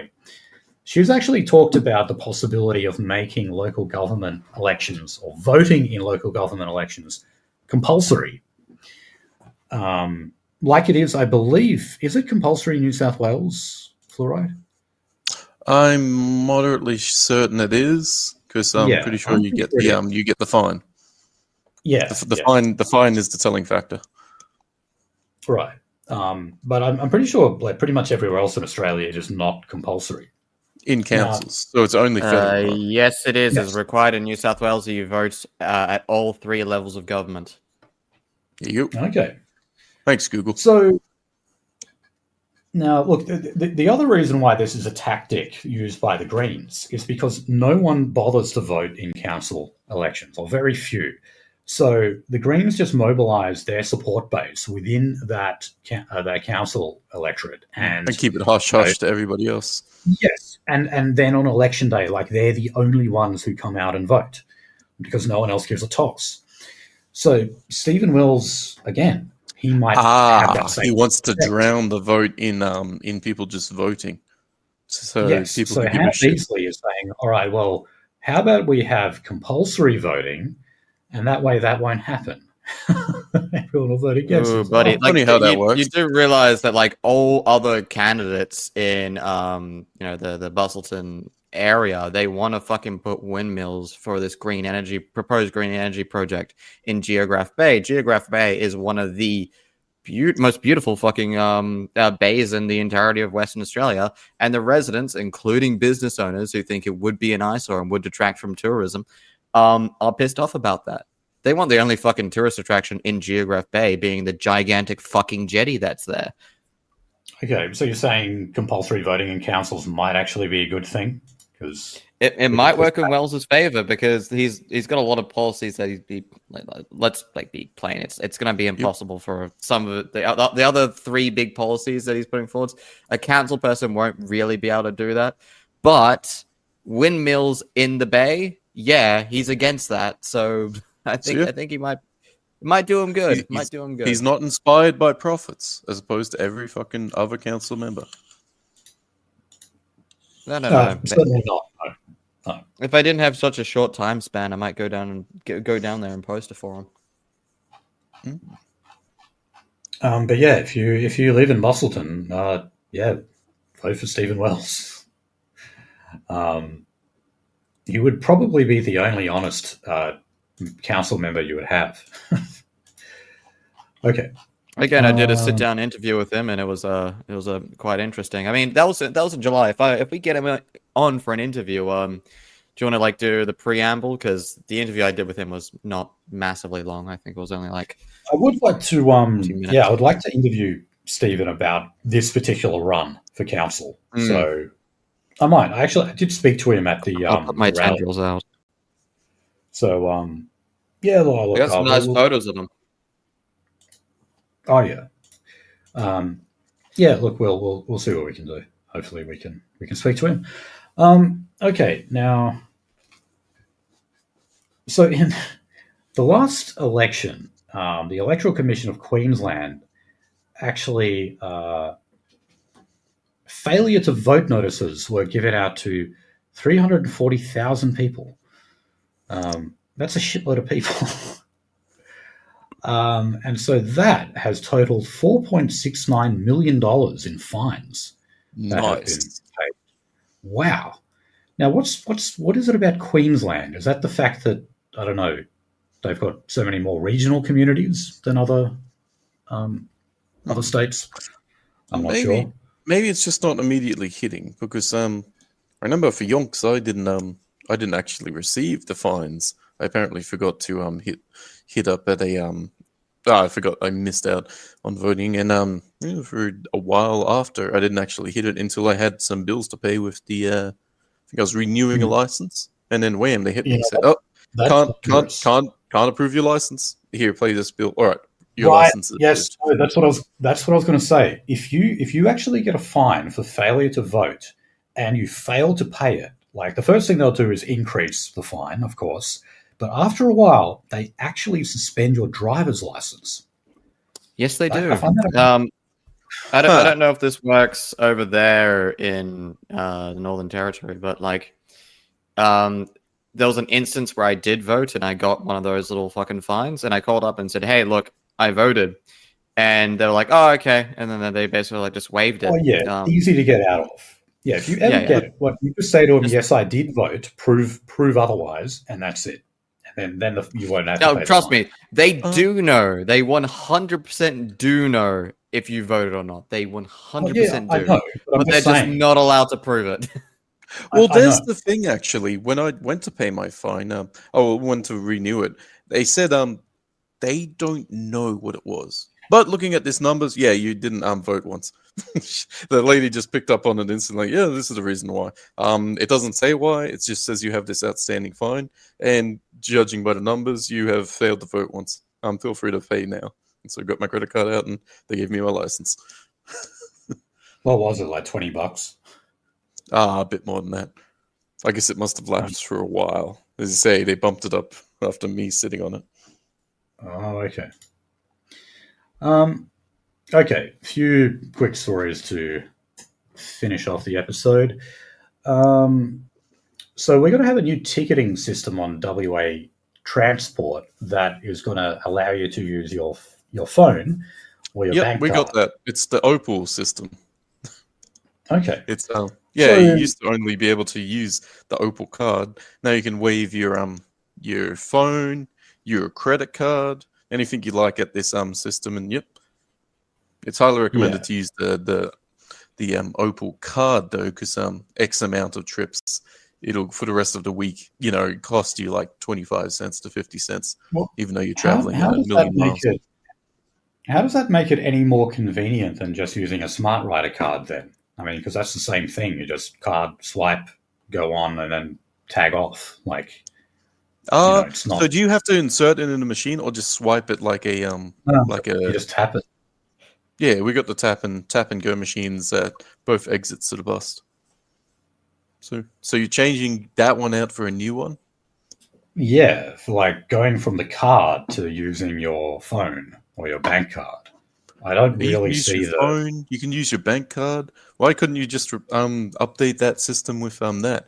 Or isn't it a normal reader? Is it a weird reader that will only read your very specific card? God, I'm not sure. I don't even use public transport very much. I try to avoid it. Yes, I am.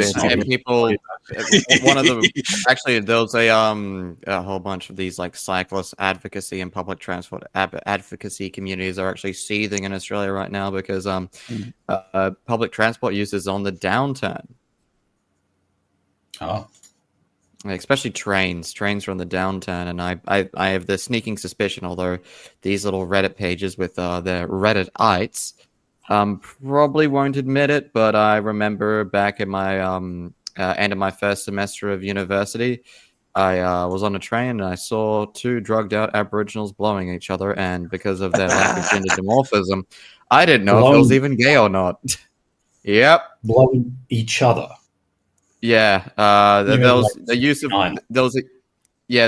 of interchangeably, but there was the use of a blanket on one of them, so I'm not sure what was going on then. But one of them had the dignity blanket on there as they yucked each other. Yeah, that is still not as disturbing as Canwell's telegram, though. I must say. Oh yeah. God. Again, Finian, you're doing a service to your country. and you haven't listened to the audio clip, so you don't know what that's a reference to. But trust me, imagine the worst that you can think of it in times it by 1,000. That one I listened to. Oh yeah. He said he was going to put it in the woman next. Oh yeah, there we go. We don't want you breeding. Don't do that. Like, it's probably just pillow talk. Oh fucking Christ! He was not gay though. He was just like gathering data. Gluck, gluck, gluck. You have to use Grindr excessively over about a decade to figure out if you're gay or not. Okay. So in South Australia, they want to make public transports only 50 cents per ride, which I think that's what they wanted to do in Queensland as well. But it was the Labor Party who wanted that. This is actually the Liberal Party in South Australia. Don't mind me just walking up to the local train, moving all my worldly goods from one household to another at the cost of 50 cents. Just filling up that passenger train. Yeah, I'm gonna stick a big old plank of wood between the doors as I slowly load my entire fucking mattress, a fucking computer, desks, all the shit I own onto the train, and then move to the next place. At 50 cents, would you call me insane, or would you call me very frugal and I'm clever for doing it? I call you a massive pain in the fucking ass. However, 50 cents, as opposed to what? How much does it cost to move all your shit out of your house? $1,000 or so? No. Probably even if you're just renting it. I did actually catch the train to the last rally, which I had not done in so long. I was amazed there was still actually money on my Smart Rider. Hey, nice. To get in. Right. So also in South Australia, they just celebrated the 50th year of decriminalising homosexuality. Congratulations, South Australia. So South Australia was the first state to do so. And I was just reading, I didn't know this story. Well done. It was done after the death of a guy called George Duncan. So he was a law professor at some Adelaide university, and he was known to frequent a certain spot that gay men would meet up at. Where was this? The River Torrens. So police would go there and bust these guys, these gay men, having sex like in public. literally, not figuratively. Well, but okay, yes, but also sometimes they didn't just arrest them. Sometimes they would actually throw them into the river. And then rapid onset grids did the rest. Yeah, well, you see, usually what would happen was they were able to get out again. So they weren't actually trying to kill them. But this guy, George Duncan, it turned out he never learned how to swim. So he drowned. They didn't mean to kill him. But and so that, kind of sparked a media outrage. And so yeah, an upper class fop glugged away. And he became a national hero for breaking the law. Yeah. It is funny that the cops were just chucking these guys into the river. Like, oh yeah, just a bit of comedy gold. Oh man, because poof bashing, like that was a real thing in Australia. That's what they called it, poof bashing. Like, I guess they do it now, like when they lure in those guys who think they're meeting up with like 12-year-old boys. Hey, same thing, but they YouTube it and monetize it. So, well that makes me think maybe that is actually what poof bashing was. Maybe they were just targeting pedophiles. Yeah, it wouldn't surprise me considering okay, so literally, look at these videos, and it's like, how many times do you hear like, oh, you're going to meet a 13-year-old girl? Back in the day, like on YouTube, I used to hear that.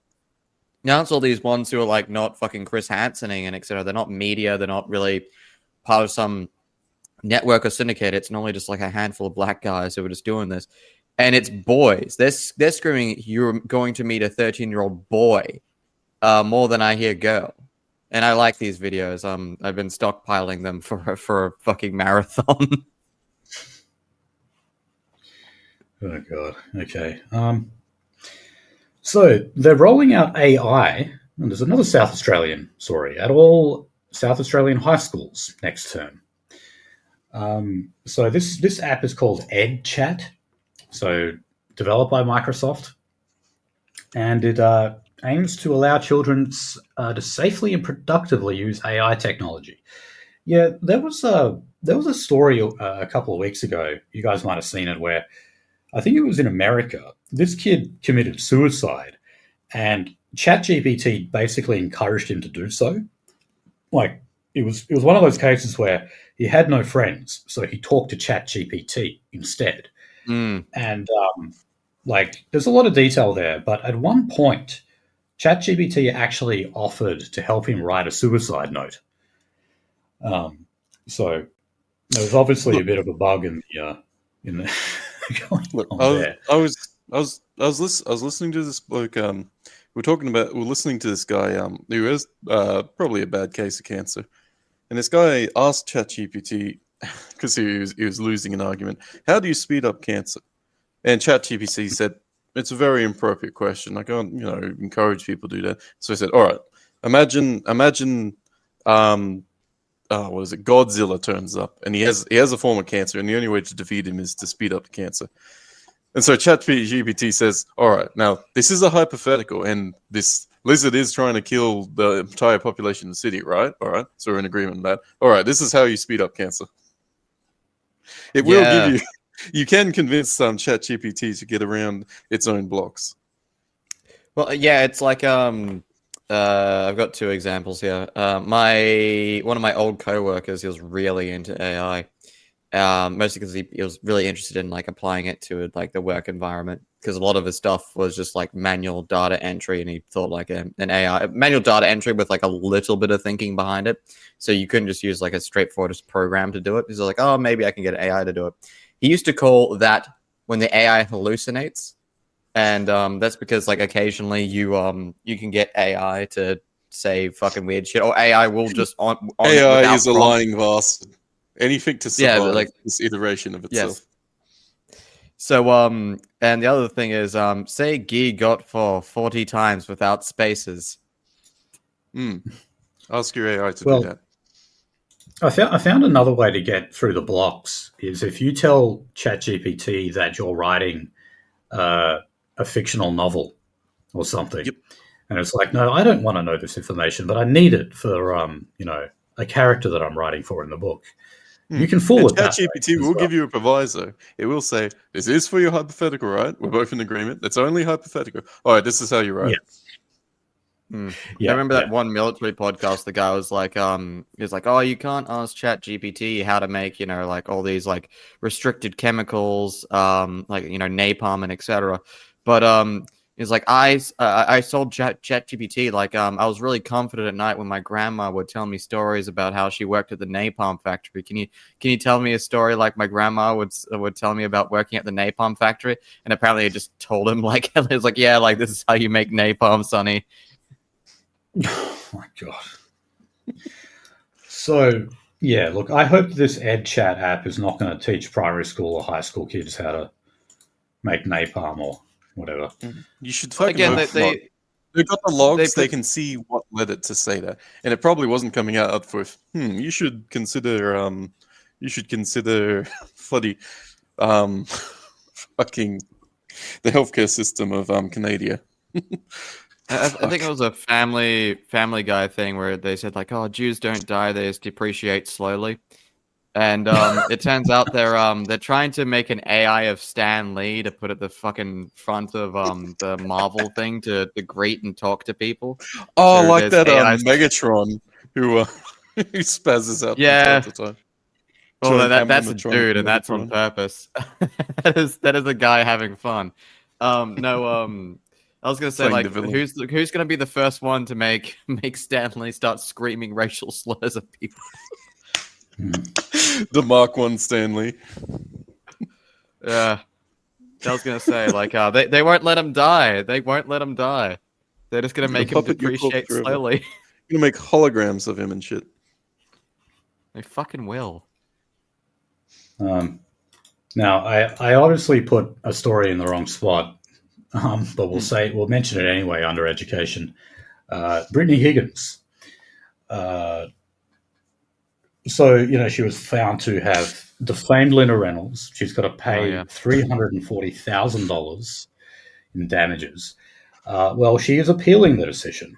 Not a Damn. big surprise there. Well, if you're that far in the hole, you might as well keep digging. Yeah, but see, also her husband, David Shiraz, he's been found liable for up to $220,000 in damages for defaming Linda Reynolds on 5 social media posts that he made. So, yeah, There you go. I He's doubt joining very in much. on the fun. He can't just divorce his lover and get out of there. He's got to face the music with her, standing side by side. Oh well, floating side by side on that door frame of the Titanic. But I mean, like all the money that these two have drifted in the past couple of years, few years, it looks like they're going to lose all of it. It does. Even though she's appealing this, I don't think she's going to win. There's no way. Well, there's no guarantees in law but the costs. So, bloody flip a coin. We might have an upset here. Yeah, but How much do you think of that as Shiraz gambled away at this point? Yeah. Well, they bought a house in France and they had to sell it to be able to fund. Not anymore. They don't have a house in France. Yeah, not anymore. Isn't that tragic? Have to downsize that lovely home. Imagine Okay, buying a house so- in France, literally like a false defamation scheme. So look, back to education. It turns out that a lot of people people who are in high up positions in universities are getting paid over $1 million a year.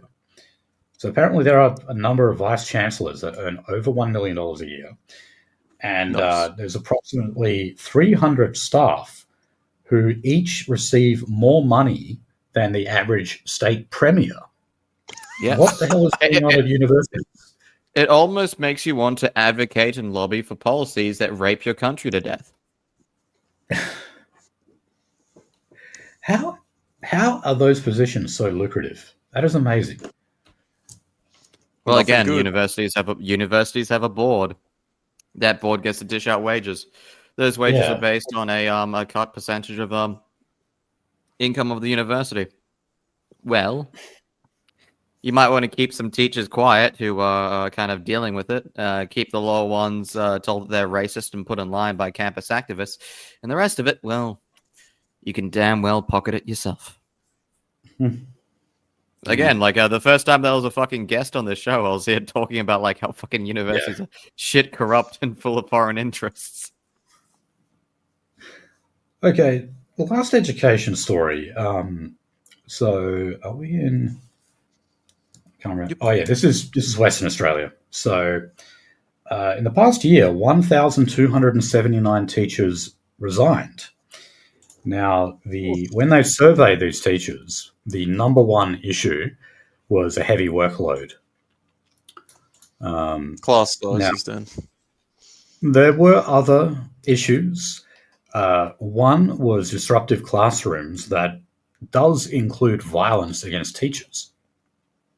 Again, this is something that you only hear from a third world country. The idea of school staff being assaulted by children is not something you're supposed to hear about in Australia. But So we we're hear going to about it see now. bloody metal detectors through the fronts of the school, and the police officer basically sit there with a loaded gun, like they have in America. Well, I don't know how hard the workload is. I know you got to mark and you got to do lesson prep, but at the same time, you only clock on for 6.5 hours a day, don't you? Ooh, there's a lot of homework, a huge amount of homework. Yeah.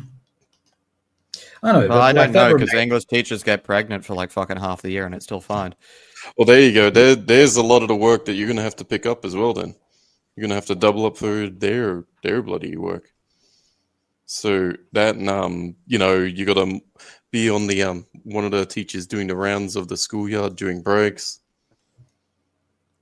Yeah, no. I'm not saying it's an easy job, but I just look at that, and I also look at the fact that they get 13 weeks holiday a year. Nice. Which is pretty good. But yeah, look, certainly with that many people leaving, then there's probably an element of that. And also, the ironic thing is the more staff that leave, the more workload there is for the remaining staff.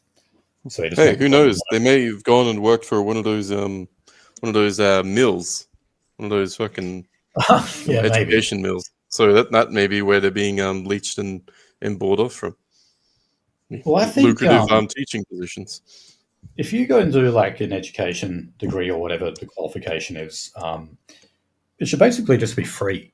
I think it's one of those jobs you always need these people, and I know that they already pay reduced tax. They don't pay as much as they do in other courses, but I think they should just make it free. It would pay off long term. I'm reminded of this one time I went to a TAFE course, and the teacher basically says, now, you guys are adults. Some of you are kind of young, but most of you are adults. Most of you are quite old adults, and it's more difficult for you to learn. However, the teachability of you in this course is high because there is no disruptions. You're paying money to be here. You're here to learn, and I'm here to basically guarantee you pass the course. Whereas in a school, there is varying levels of interest in the class. So that's a big difference between like TAFE,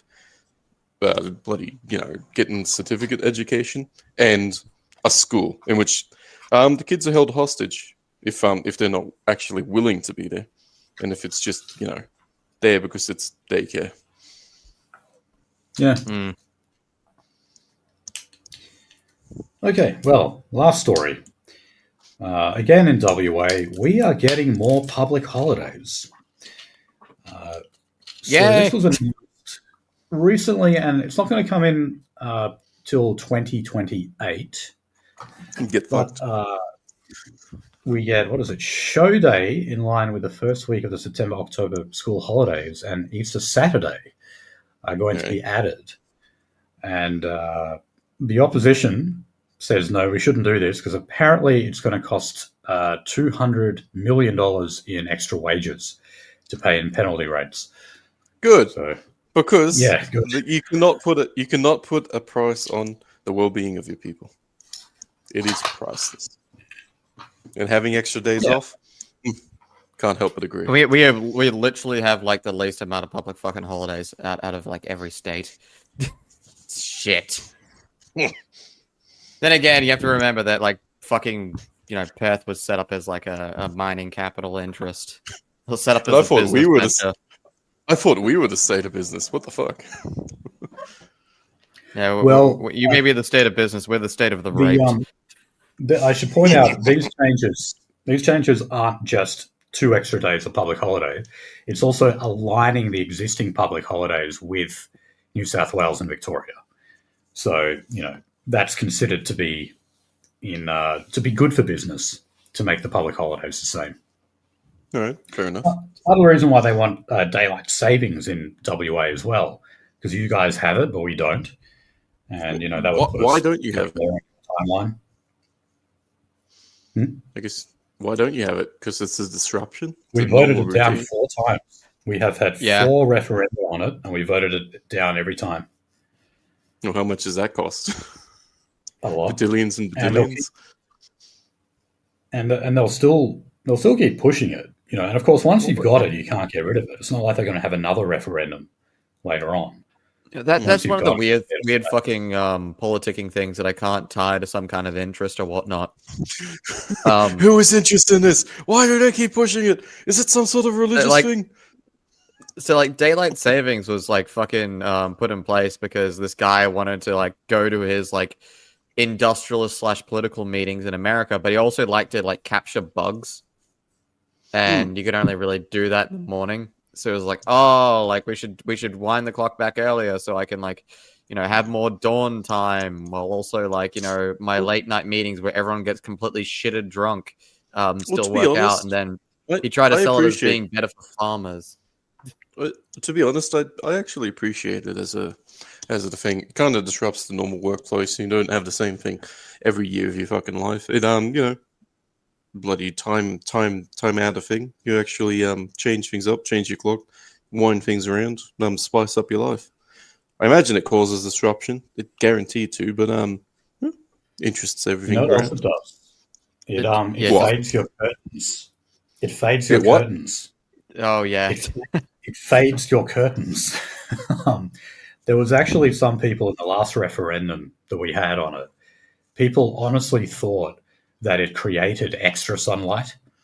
They thought like we're adding an extra hour. So people were saying, it's going to fade. Is this like, are you sure that chocolate milk is worth it, having to have all these brown cows? Dude, fucking Christ. I don't care. I want to know if I wake up in the morning and I'm going to work. If the sky is black, I should put on a jacket because my fucking dick is going to fall off from frostbite. And if the sky is light, I should not put on a jacket.